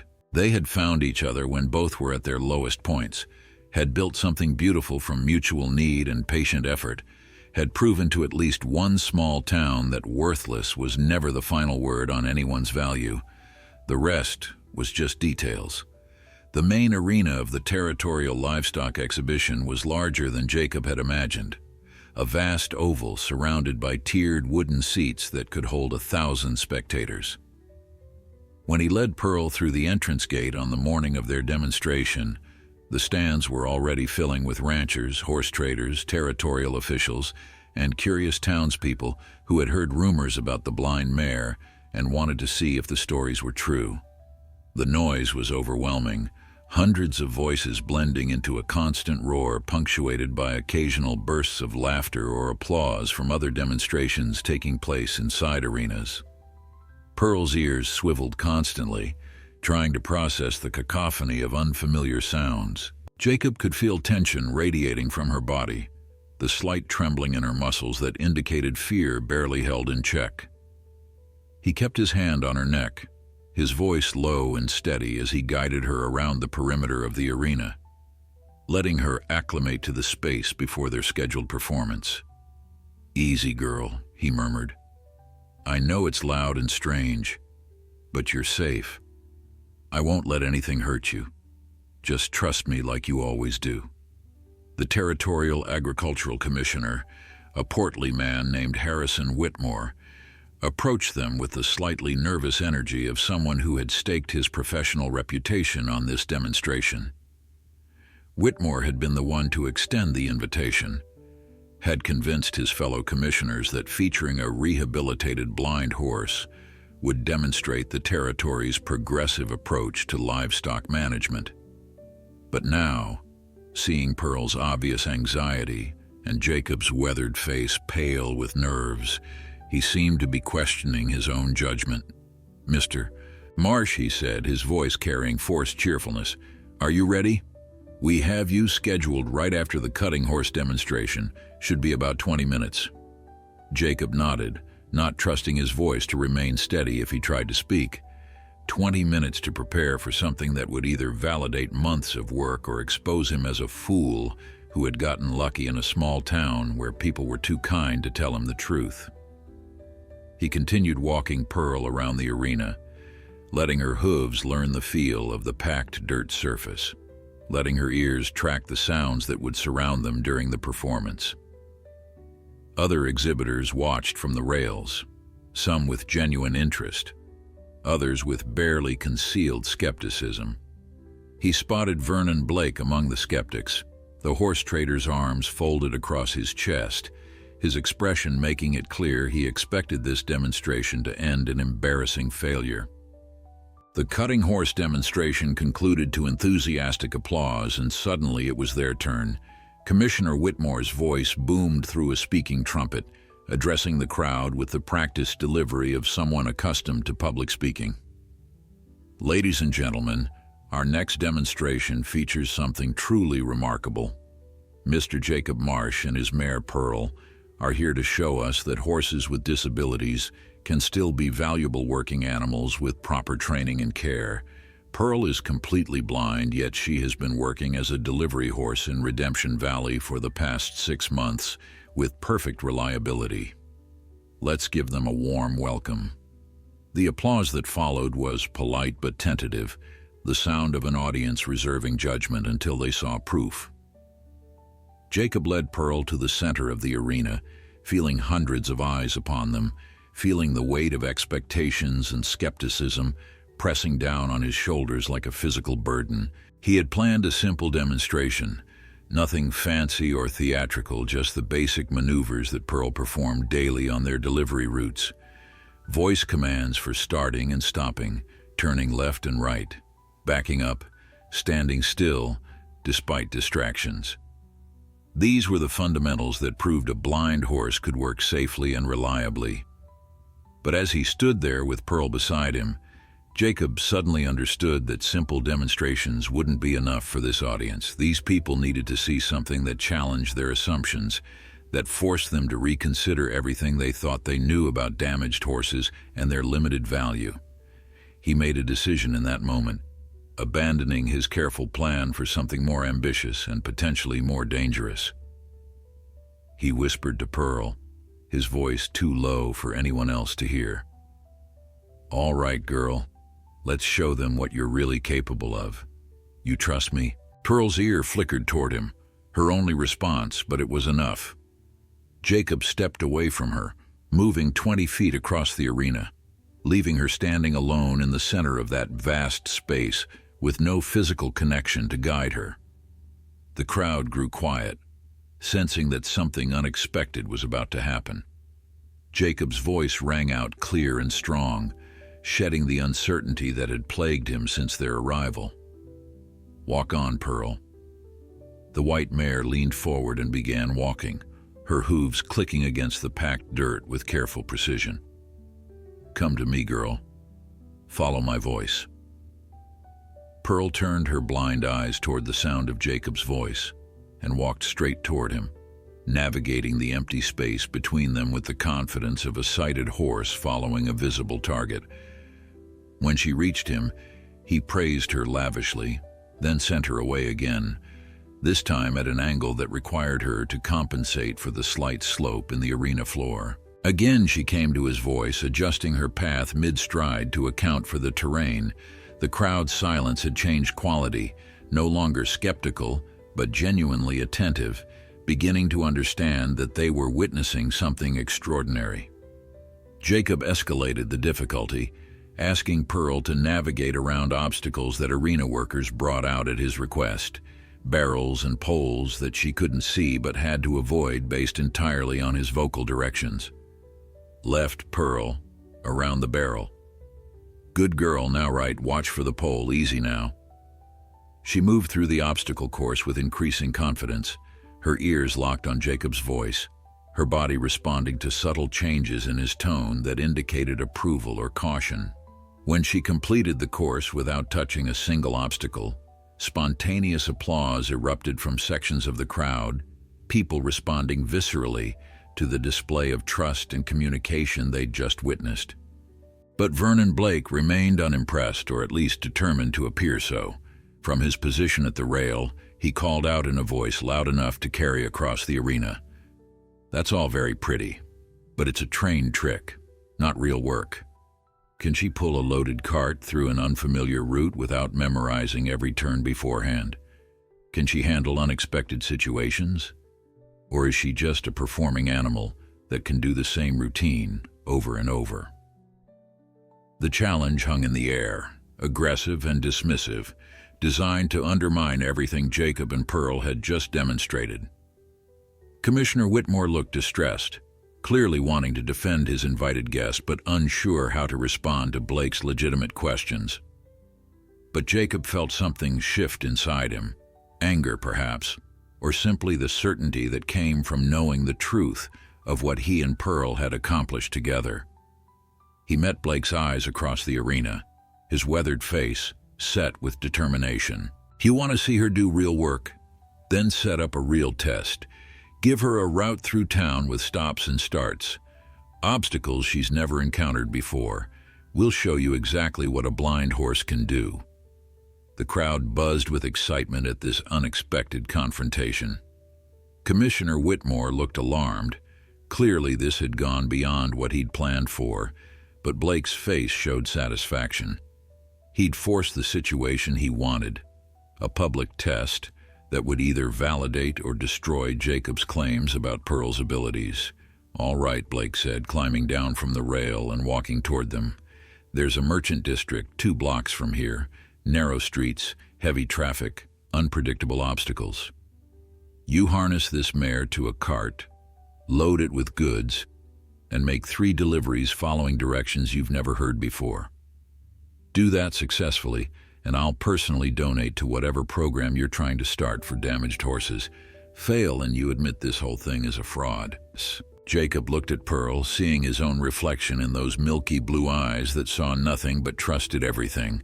This was what they'd come here for, not just to demonstrate in a controlled environment, but to prove that what they'd built in Redemption Valley was real and transferable, that other horses and other handlers could replicate their success. He extended his hand to Blake, shaking firmly to seal the impromptu wager. "You have yourself a deal. Pearl and I will make your deliveries, and when we do, I expect you to keep your word about supporting our work." Within an hour, they had assembled everything needed for the test. The exhibition grounds provided a delivery cart and harness. Merchants from the nearby district donated goods for delivery, and Commissioner Whitmore hastily organized official observers to verify that the test was conducted fairly. The crowd that had come to watch livestock demonstrations found themselves instead witnessing something far more compelling, a public challenge between an old cowboy who believed in second chances and a horse trader who measured value in purely practical terms. Jacob hitched Pearl to the cart with hands that trembled slightly, not from fear now, but from adrenaline and determination. He checked every strap and buckle twice, knowing that equipment failure would be blamed on Pearl rather than on his own carelessness. The cart was loaded with 50 pounds of goods, parcels wrapped in brown paper that needed to be delivered to 3 different addresses in the merchant district. Blake handed Jacob a piece of paper with the addresses written in his precise hand. "These are your stops in order. No one will guide you except what's written there. No one will clear the streets or make accommodations for your blind horse. This is real work, under real conditions." Jacob pocketed the paper and climbed onto the driver's seat, taking up the reins with the familiar feel of leather in his weathered hands.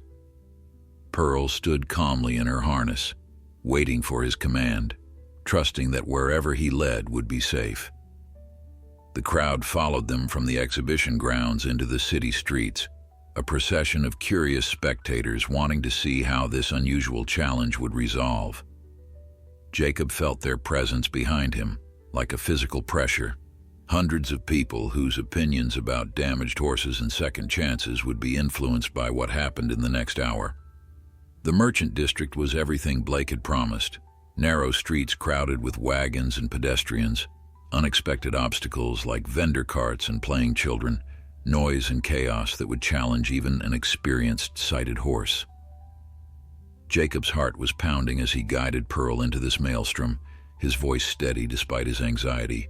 "Walk on, girl, we've got deliveries to make." Pearl leaned into her harness and the cart began to move, wheels creaking softly as they entered the busiest part of the city. The first block was pure chaos. A vendor's cart had partially blocked the street, requiring Pearl to navigate around it while other wagons pressed from behind. Jacob's voice guided her through the tight space, his commands precise and calm. "Easy left, Pearl. Watch your shoulder, good girl. Now straighten out."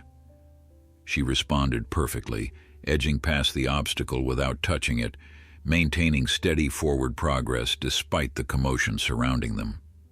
The crowd following them murmured with approval, beginning to understand that this wasn't luck, but skill, both Jacob's skill as a handler and Pearl's own remarkable ability to work through her blindness. The first delivery address was a dry goods store on a side street, requiring Pearl to make a turn into an alley she'd never encountered before. Jacob studied the narrow passage, calculated angles and clearances, then gave Pearl the commands that would guide her safely through. The cart's wheels barely cleared the alley walls on either side, precision navigation that would have been challenging for any driver and any horse. When they emerged on the other side without incident, spontaneous applause broke out from the watching crowd. Even Blake, standing near the front of the procession, couldn't entirely hide the flicker of surprise on his face. 2 more deliveries remained, each presenting new challenges that tested different aspects of Pearl's training and trust. At the second stop, a barking dog rushed toward them from a doorway, causing Pearl to shy slightly but not bolt. Jacob's voice steadied her immediately, praising her control even as his own heart raced. At the third stop, they had to back the cart into a loading area, a maneuver requiring Pearl to move precisely in reverse, while unable to see where she was going, relying entirely on Jacob's increasingly confident commands. When they completed the final delivery and emerged from the merchant district with all goods delivered safely, and no incidents beyond minor navigation adjustments, the crowd erupted in genuine, enthusiastic applause. They had witnessed something that challenged their assumptions, that forced them to reconsider long-held beliefs about the value and capabilities of damaged animals. Pearl stood calmly in her harness, her white coat gleaming with sweat from the effort, her blind eyes peaceful because Jacob's voice had guided her safely through every challenge. Vernon Blake walked slowly toward Jacob and Pearl, his face unreadable as he approached through the dispersing crowd. The horse trader had built his reputation on never admitting error, on maintaining an air of absolute certainty about his judgments regarding animals and their worth. But what he'd just witnessed had shaken something in that carefully constructed certainty. He stopped a few feet from Pearl, studying her with eyes that now held respect alongside the lingering skepticism. His hand moved almost unconsciously to touch her neck, feeling the warmth of her coat, the solid reality of what should have been impossible. "I've been trading horses for 30 years, Blake said quietly, his voice lacking the aggressive edge it had carried earlier. "I've bought and sold thousands of animals, Prided myself on knowing which ones were worth investing in and which ones weren't. I would have sent this mare to slaughter without a second thought. Would have called anyone who disagreed a sentimental fool. He paused, his hand still resting on Pearl's neck. I would have been wrong. The admission seemed to cost him something, this public acknowledgement that his expertise had limitations, that there were forms of value his practical calculations couldn't measure. Jacob climbed down from the cart, his legs unsteady from the adrenaline that had sustained him through the past hour. He approached Blake warily, uncertain how to respond to this unexpected concession.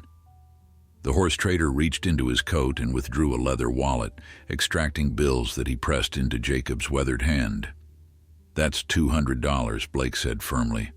"My donation to your rehabilitation program, as promised, and I'll be spreading word through my network about what you've accomplished here. There are horses I've condemned over the years that maybe didn't deserve it, owners I've advised to cut their losses who might have had other options if someone had shown them what was possible." The money felt heavy in Jacob's hand, not just because of its monetary value, but because of what it represented. This wasn't charity or pity, it was acknowledgement from a professional that Jacob's work had genuine merit, that his methods could be taught and replicated, that the mission Martha had envisioned might actually be possible. Commissioner Whitmore pushed through the crowd, his earlier nervousness transformed into barely contained excitement. "Mr. Marsh, that was extraordinary, absolutely extraordinary. We need to discuss how the territorial government might support your work. Funding for facilities and training programs, official recognition of rehabilitation methods for damaged livestock." The rest of the day passed in a blur of conversations and offers and opportunities that Jacob struggled to process. Ranchers wanted to discuss horses on their properties that might benefit from his training methods. A newspaper reporter from the territorial capital asked dozens of questions about Pearl's story, scribbling notes furiously in a leather journal. A wealthy widow offered to donate land for a rehabilitation facility if Jacob would agree to run it. The attention was overwhelming, transforming his simple act of buying one blind mare at auction into something larger than he'd ever imagined, a movement with the potential to change how frontier society treated damaged animals. Through it all, Jacob kept returning to Pearl, checking on her welfare, ensuring that the chaos surrounding them wasn't causing her distress.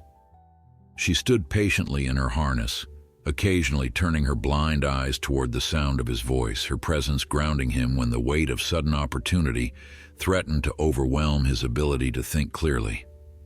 "Martha would be so proud of you, girl," he whispered during one quiet moment. "We proved it. Proved that what we built in Redemption Valley wasn't just luck or local kindness. We proved it's real." That evening, after Pearl was safely stabled and fed, Jacob found himself in the exhibition's hospitality tent, surrounded by territorial officials and prominent ranchers who wanted to discuss the future of his rehabilitation program. The talk was of money and facilities, of training curricula and territorial certification for handlers who wanted to work with damaged horses.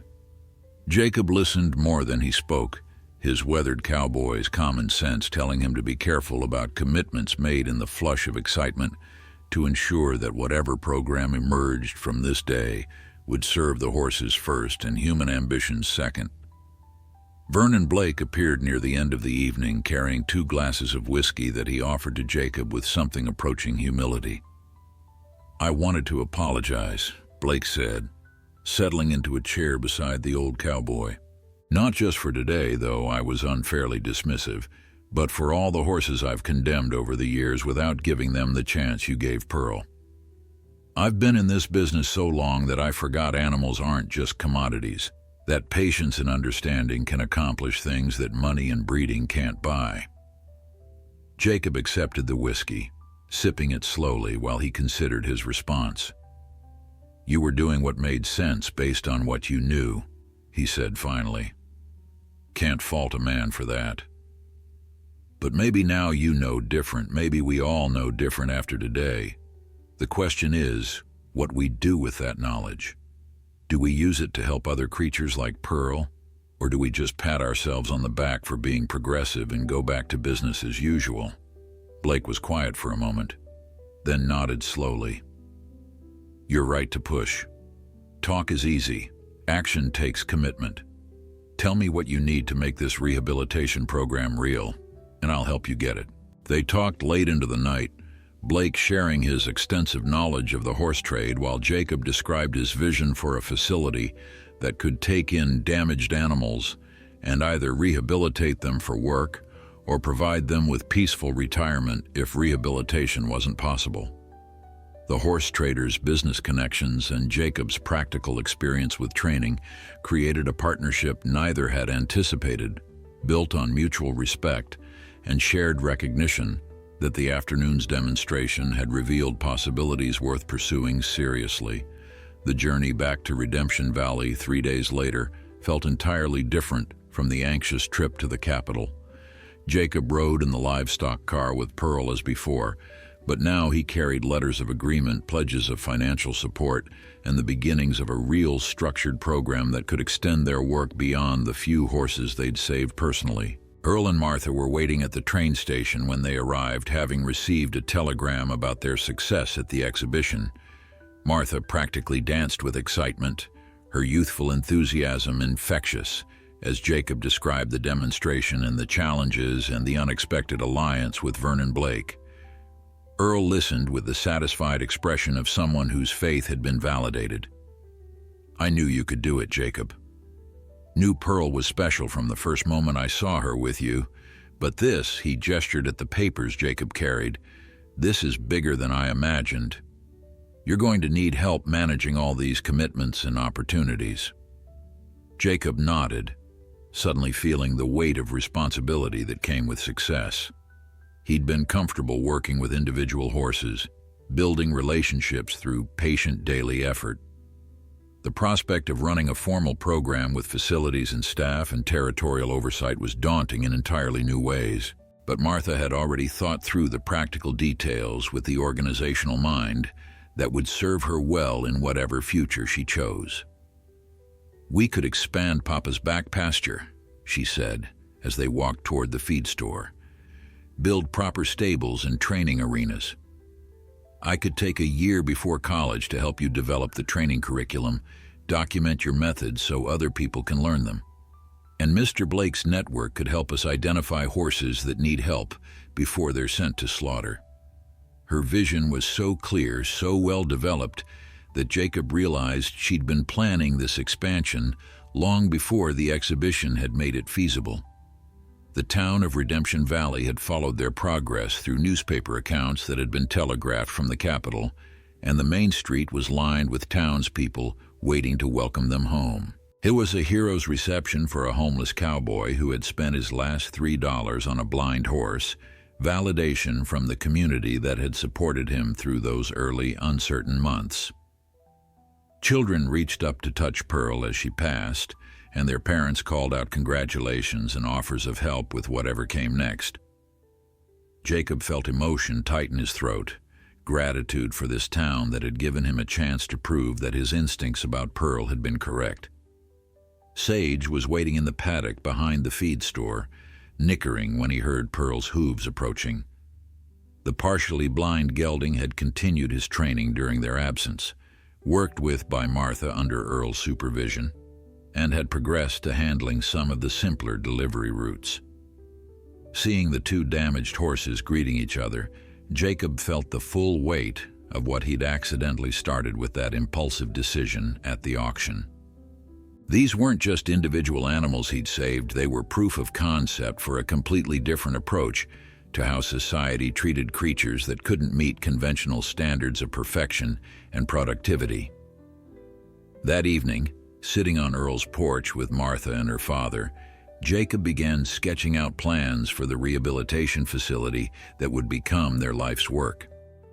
They would need space for at least a dozen horses initially, with room to expand as the program grew. They would need staff who understood that this work required patience above all else, that damaged animals needed time and gentleness more than they needed conventional training methods. They would need systems for identifying horses that could benefit from rehabilitation, for matching saved animals with work opportunities or retirement homes, for teaching other handlers the techniques that Jacob had developed through trial and error with Pearl. Vernon Blake had promised to visit Redemption Valley within the month to discuss the business aspects of the program, to help establish the financial foundation that would keep it sustainable beyond initial enthusiasm and donations. Other ranchers from the exhibition had expressed interest in sending horses to the facility, animals with injuries or disabilities that made them unsuitable for their current work, but which might be rehabilitated for different purposes. The territorial government was considering official recognition of the program, possibly even funding to establish similar facilities in other regions. Everything was moving faster than Jacob had anticipated, success breeding opportunity in ways that both excited and terrified him. But through all the planning and possibility, Jacob kept returning to the fundamental truth that had started everything. He had spent $3 on a blind mare because something in him refused to accept that worthless was the final judgment on any living creature. Pearl had repaid that investment not with practical utility, though she had certainly provided that, but with something more valuable. She had given him purpose when he'd lost his way, had reminded him that patience and understanding could accomplish miracles that money and force never could, had proven that brokenness was not permanent if someone was willing to invest the time and care needed for healing. Martha noticed his distraction from their planning session, saw the distant look in his weathered eyes. "What are you thinking about, Mr. Marsh?" she asked gently. Jacob smiled, his gaze drifting toward the paddock where Pearl and Sage stood together in the gathering darkness. "I'm thinking about how strange life is, how one decision can change everything. 6 months ago, I was nobody, had nothing, was just waiting to die without anyone noticing or caring. Now I've got work that matters, people who depend on me, a chance to do something that might outlast my own life, all because I was fool enough to buy a blind horse with money I couldn't spare." "That wasn't foolishness," Earl said quietly. "That was wisdom of a kind most people never find.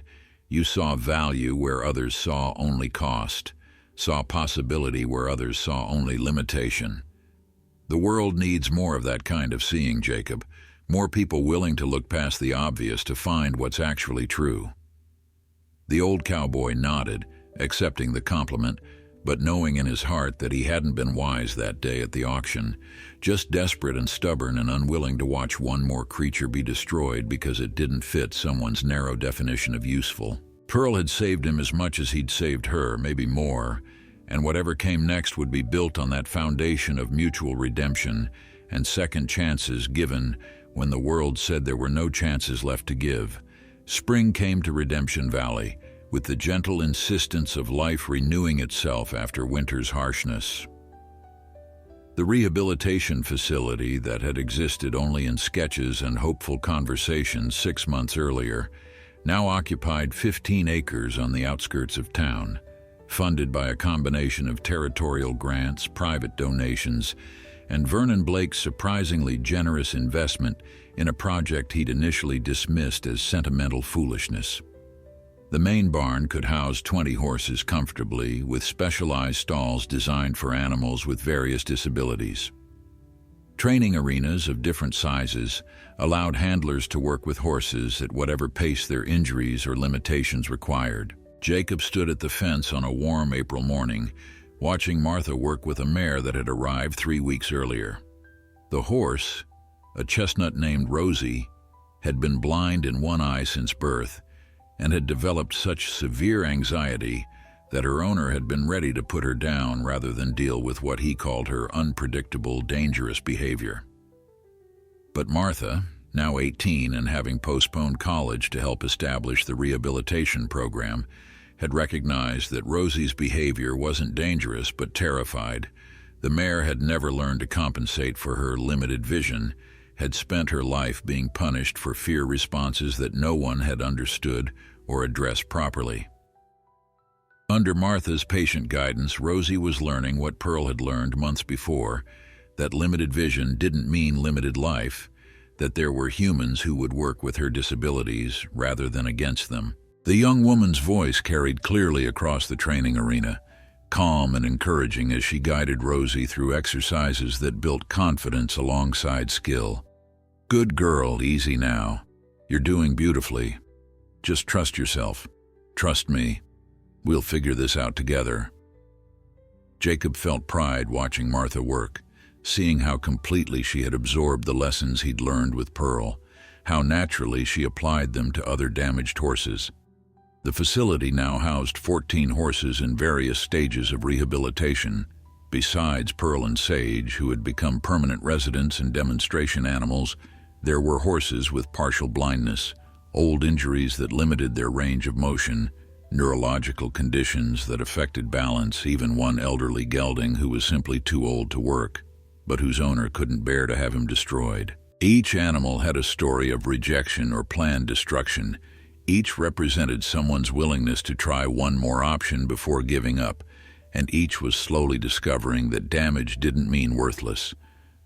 Vernon Blake arrived that afternoon in an expensive carriage, looking distinctly out of place in his city clothes among the practical workwear of ranch country. But the horse trader had visited the facility monthly since its opening, bringing not just financial support but also business connections and horses that needed help. He found Jacob in the barn, mucking out stalls with the same careful attention he gave to everything related to the horse's well-being. "You know we can hire people to do that," Blake observed, settling onto a hay bale to watch the old cowboy work. "You're supposed to be the director of this facility, not the stable hand." Jacob paused in his work, leaning on his pitchfork with a slight smile. "I was mucking stalls before I was directing anything, Vernon. Keeps me grounded, reminds me what this work is really about. It's not about fancy titles or territorial recognition. It's about taking care of creatures that need someone to see past their limitations to their worth." Blake nodded, understanding the truth in Jacob's words, even if his businessman's mind still thought hiring help would be more efficient. The horse trader had brought news from the capital, including official word that the territorial government was planning to establish 3 additional rehabilitation facilities based on the Redemption Valley model, each to be overseen by handlers trained at their program. "That's remarkable, Jacob," Blake said, genuine admiration in his voice. "In less than a year, you've gone from a homeless cowboy to someone whose methods are being adopted across 3 territories. You've fundamentally changed how people think about damaged livestock." Jacob set aside his pitchfork and joined Blake on the hay bales, his weathered face thoughtful. "I appreciate the recognition, Vernon, I do, but I didn't set out to change how people think about anything. I just wanted to help one blind mare because something in me couldn't walk away from her. Everything else, all this," he gestured around the barn, "it grew from that one decision. Makes me wonder how many other small choices could grow into something larger if people had the courage to make them." The conversation was interrupted by excited voices from outside. Jacob and Blake emerged from the barn to find Martha leading a procession toward the facility. A group of children from the town school accompanied by their teacher, Miss Peterson, a young woman who had replaced Abigail Wynne after she married and moved away.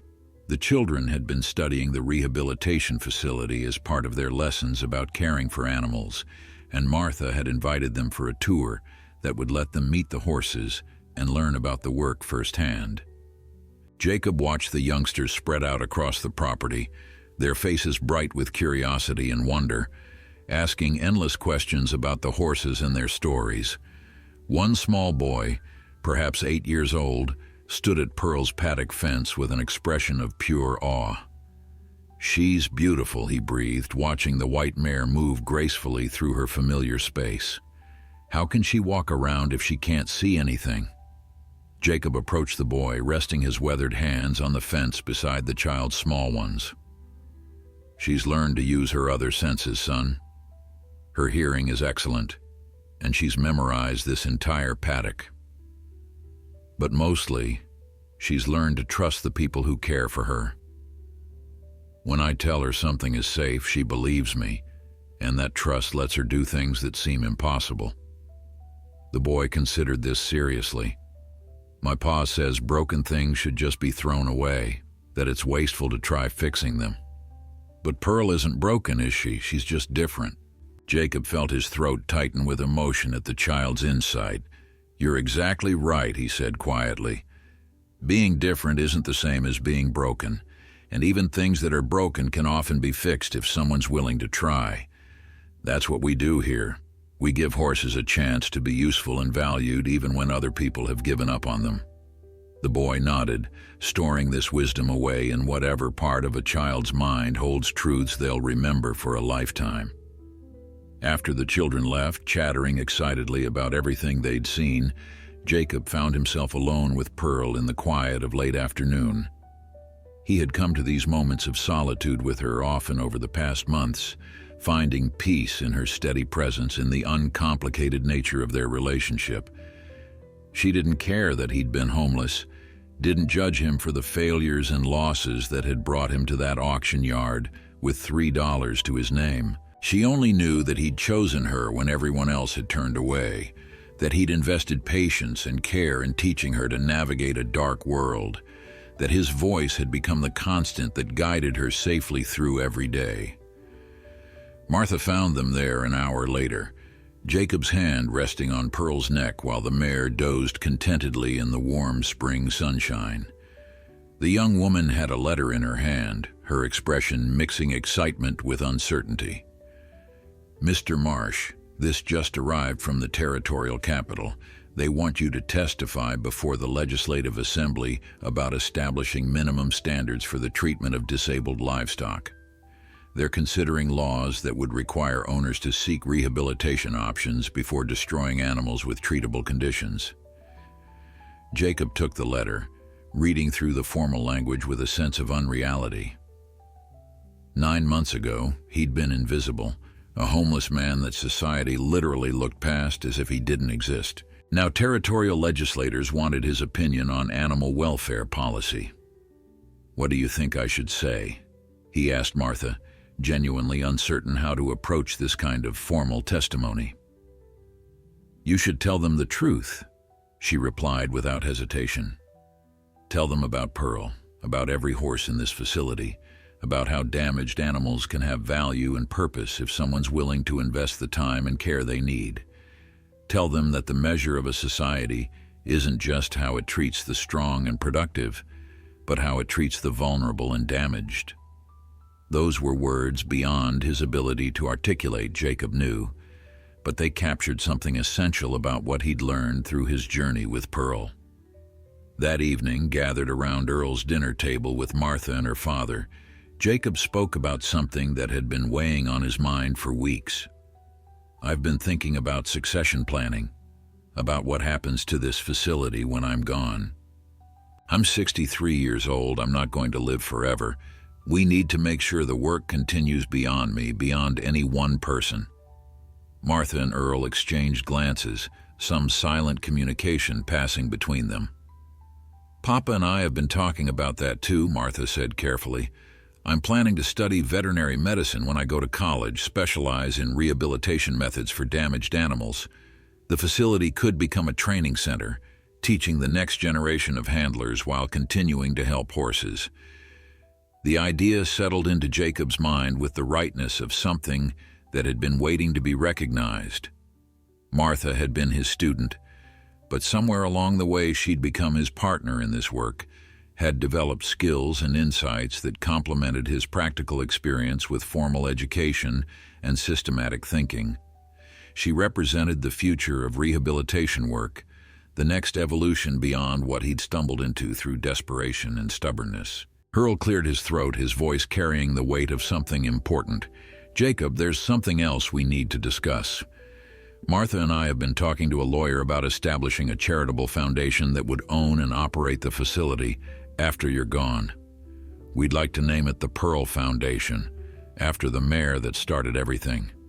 Jacob felt tears threaten for the first time since his wife had died 15 years earlier. The thought of Pearl's name living on, attached to work that would help countless other horses long after both of them were gone, touched something deep in his weathered heart. "She saved my life," he said quietly. "Not just by giving me purpose, but by reminding me that there's always another chance if you're brave enough to take it. If her name can do that for other creatures, can give them chances they wouldn't otherwise have, then yes, that's exactly what we should do."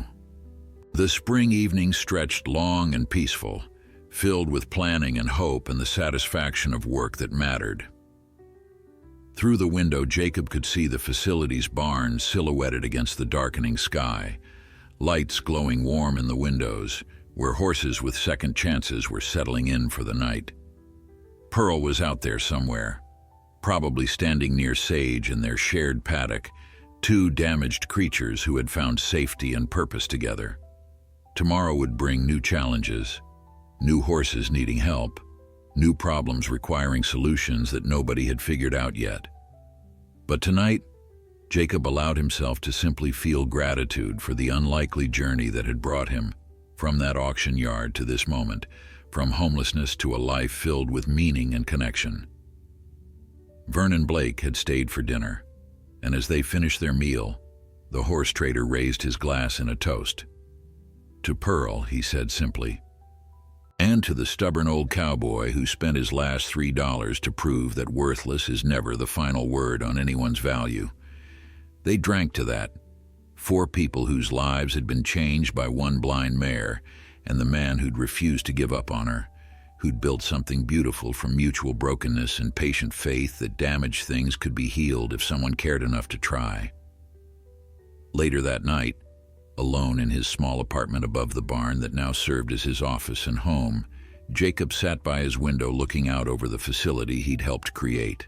15 acres, 20 horses, a growing staff of handlers learning to work with damaged animals, territorial recognition, and legislative interest. All of it traced back to that moment in the auction yard when he'd raised his hand and offered $3 for a blind mare nobody wanted. He'd been trying to save her that day, but the truth was more complex. They had saved each other, two creatures at the end of their rope who'd found in their partnership something worth living for, worth fighting for, worth building upon, until it became something larger than either of them alone could have imagined. 5 years after that October day at the auction, Jacob Marsh stood at the dedication ceremony for the 4th Pearl Foundation facility, this one in the Northern Territories where harsh winters made rehabilitation work particularly challenging. His hair was completely white now, and his weathered face carried new lines earned from years of hard work and deep satisfaction. Beside him stood Martha Henderson, now 23 and fresh from veterinary school, already recognized as one of the territory's leading experts on equine rehabilitation. Vernon Blake had traveled from the capital for the ceremony, along with Commissioner Whitmore and dozens of handlers who had trained at the original Redemption Valley facility. But the guest of honor, the reason hundreds of people had gathered on this warm summer day, was Pearl herself. The white mare was 11 years old now, her blind eyes as milky as ever, but her bearing spoke of confidence and contentment that came from years of purposeful work and devoted care. She no longer pulled delivery carts regularly. That work had been taken over by younger horses in the program, but she remained at the facility as a teaching animal, helping new handlers learn the patience and communication skills that successful rehabilitation required. Countless students had worked with Pearl, learning from her calm acceptance of her blindness, her willingness to trust, despite having every reason to fear. Jacob's testimony before the territorial legislature 3 years earlier had resulted in landmark legislation requiring that disabled livestock be evaluated for rehabilitation potential before being destroyed. The law wasn't perfect. Enforcement was inconsistent and loopholes existed, but it had saved hundreds of animals that would have otherwise gone to slaughter. The 4 Pearl Foundation facilities, along with a dozen independent rehabilitation centers inspired by their model, now provided options that hadn't existed when Jacob spent his last $3 on a blind mare nobody wanted. The movement had grown beyond anything he'd imagined that desperate day at the auction, had become something larger than any individual, sustained by the collective effort of people who believed that brokenness wasn't permanent and worthless was never the final judgment. The dedication ceremony concluded with Martha giving a speech that brought tears to many eyes, including Jacob's. She spoke about the blind mare who had started everything, about the homeless cowboy who'd seen value where others saw only liability, about how one impulsive act of compassion had rippled outward to change thousands of lives, both human and animal. "But what moves me most," Martha said, her voice carrying across the assembled crowd, "isn't the number of horses we've saved or the facilities we've built. It's the change in how we see value itself. Mr. Marsh taught us that worth isn't determined by productivity or perfection, but by the inherent dignity of being alive and deserving of care. That lesson applies to far more than just horses." After the ceremony, as the crowd dispersed and handlers began settling horses into the new facility's stables, Jacob found himself alone with Pearl in a quiet paddock. He stroked her neck with the automatic gentleness of thousands of such moments over the years, feeling the solid warmth of her beneath his weathered hands. "We did it, girl," he said softly. "Started something that's going to outlast both of us. Saved a lot of creatures who would have died if we hadn't proved it was possible." Pearl turned her blind eyes toward his voice, nickering softly in response, a sound he'd learned to interpret as contentment. Earl Henderson had made the journey north for the ceremony despite his advancing age and declining health. The feed store owner had been instrumental in the foundation's early success, providing not just financial support but also the practical business wisdom that kept their mission sustainable. He found Jacob in the paddock, moving slowly but purposefully, his face bright with the satisfaction of seeing their shared vision realized so completely. "You should be proud, Jacob," Earl said, settling onto the fence rail with careful movements. "What you've built here, it's extraordinary. Started with nothing but $3 and stubborn faith. Now look at it." Jacob helped Earl down from the fence, steadying the older man with strong hands that had gentled countless frightened horses. "I couldn't have done any of it without you, Earl. You gave me a chance when I was at my lowest, gave Pearl a place to heal and learn. Everything else grew from that foundation of your kindness." Earl waved away the gratitude with characteristic gruffness, but Jacob could see emotion shining in his eyes. "We helped each other, same as you and Pearl. That's what community means, recognizing when someone needs a hand up and providing it without demanding gratitude or repayment." Vernon Blake approached them, his expensive suit somehow looking less out of place than it had during his first visits to Redemption Valley. The horse trader had become the foundation's largest private donor and most effective advocate, using his business connections to promote rehabilitation programs throughout the territories. He carried a leather folder containing documents that he presented to Jacob with ceremonial formality. "The foundation board wanted you to have these at today's dedication," Blake said. "They're endowment papers, ensuring that the Pearl Foundation will continue operating in perpetuity, funded by investments and donations that will survive economic downturns or changes in public interest." Jacob accepted the papers with hands that trembled slightly, understanding the magnitude of what Blake was offering. This wasn't just financial security for a few years, it was permanence, a guarantee that the work would continue long after everyone gathered here today had passed away. "The horses we're helping tomorrow haven't even been born yet," Jacob said quietly, "but they'll have options because of what we're establishing today. That's legacy, Vernon. That's something worth more than all the money in your accounts." Blake nodded, and Jacob saw something in the horse trader's expression that might have been regret for all the animals he'd condemned before Pearl taught him to see differently. As afternoon faded toward evening, Jacob sat in the new facility's main office with Martha, reviewing training protocols and discussing staffing needs. But his mind kept drifting back to that auction yard 5 years earlier, to the moment when he'd raised his hand, and committed his last $3 to a creature everyone else had rejected. That single decision, born from desperation and defiant hope, had changed everything. It had given him purpose when he had none, community when he was isolated, a future when he'd been convinced his meaningful days were behind him, and it had saved not just Pearl but hundreds of other animals who'd benefited from the programs her story had inspired. Martha noticed his distraction and smiled with the understanding of someone who'd shared his journey from the beginning. "Thinking about that day at the auction?" she asked.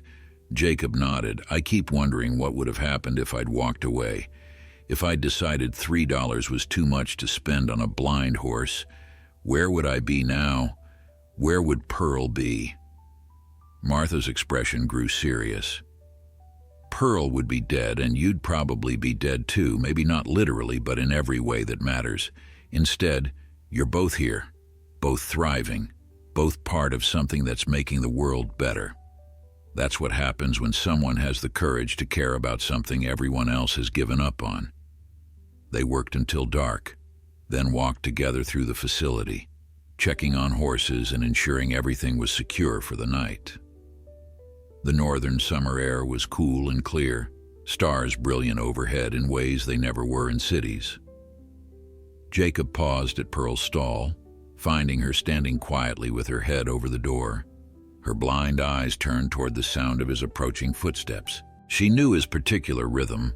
The way he moved through space could identify him from dozens of feet away just by listening. That depth of connection, built over years of patient interaction, represented everything he'd learned about rehabilitation work.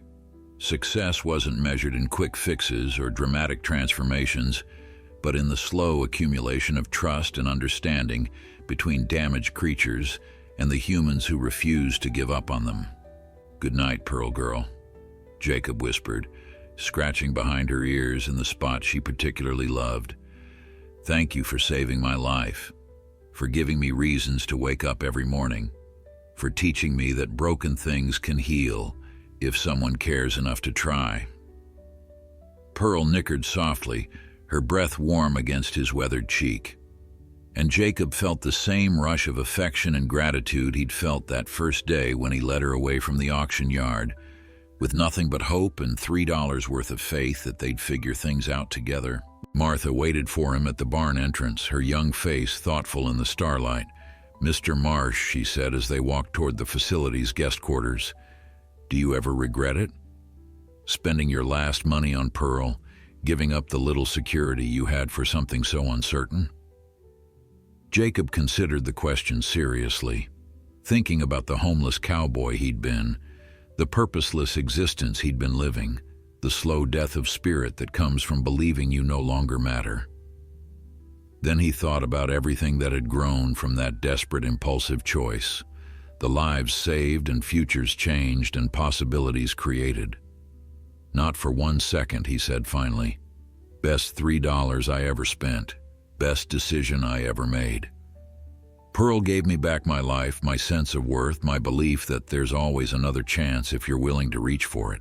Everything else, all these facilities and programs and horses being saved, it's all just proof that sometimes the most important thing you can do is refuse to accept that worthless is the final word on anyone's value." They walked in comfortable silence back to their rooms, two people whose lives had been transformed by a blind mare's story, who carried forward the mission she had inspired. Jacob lay in bed that night listening to the sounds of the northern facility settling into sleep, horses shifting in their stalls, nightbirds calling in the distance, wind whispering through grass that stretched toward mountains visible in daylight, but hidden now by darkness. He thought about his journey from that auction yard to this moment, from homelessness to purpose, from despair to hope.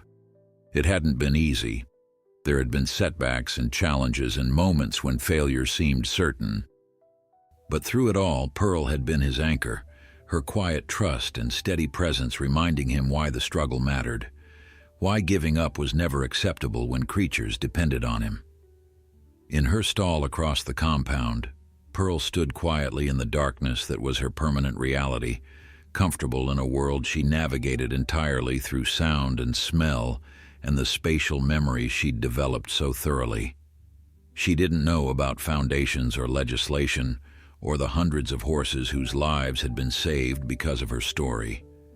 She only knew that the homeless cowboy who'd spent his last $3 to buy her had kept his unspoken promise to keep her safe, to never give up on her, to prove through patient daily care that she was valuable exactly as she was. That knowledge was enough, more than enough, to fill her dark world with contentment and peace. Years would pass, both Jacob and Pearl would eventually leave this world as all living things must, but the foundation they'd inspired would continue, generation after generation of damaged horses finding second chances, countless handlers learning that patience and understanding could accomplish miracles that force and money never could. The Pearl Foundation would grow and evolve, adapting to new challenges and opportunities, but at its heart would always be the story of the homeless cowboy and the blind mare, the reminder that sometimes the most valuable things in life come from refusing to accept society's judgment about what's worthy of saving and what's not. And on quiet evenings at rehabilitation facilities across 3 territories, new handlers would stand with damaged horses in peaceful paddocks, speaking softly about trust and possibility, building relationships that transcended utility to touch something deeper and more meaningful. They would think of Pearl and Jacob, the unlikely partnership that had started everything, and they would understand that every horse in their care, every damaged creature waiting for a second chance, carried within it the same potential for redemption and purpose that a blind albino mare had revealed to a homeless cowboy who'd had just enough faith in $3 to reach for it. The story would endure, passed down through years and generations, not as legend but as testament to a simple truth, that compassion matters, that patience pays rewards beyond calculation, that the measure of humanity isn't found in how we treat the strong and perfect, but in how we care for the vulnerable and broken.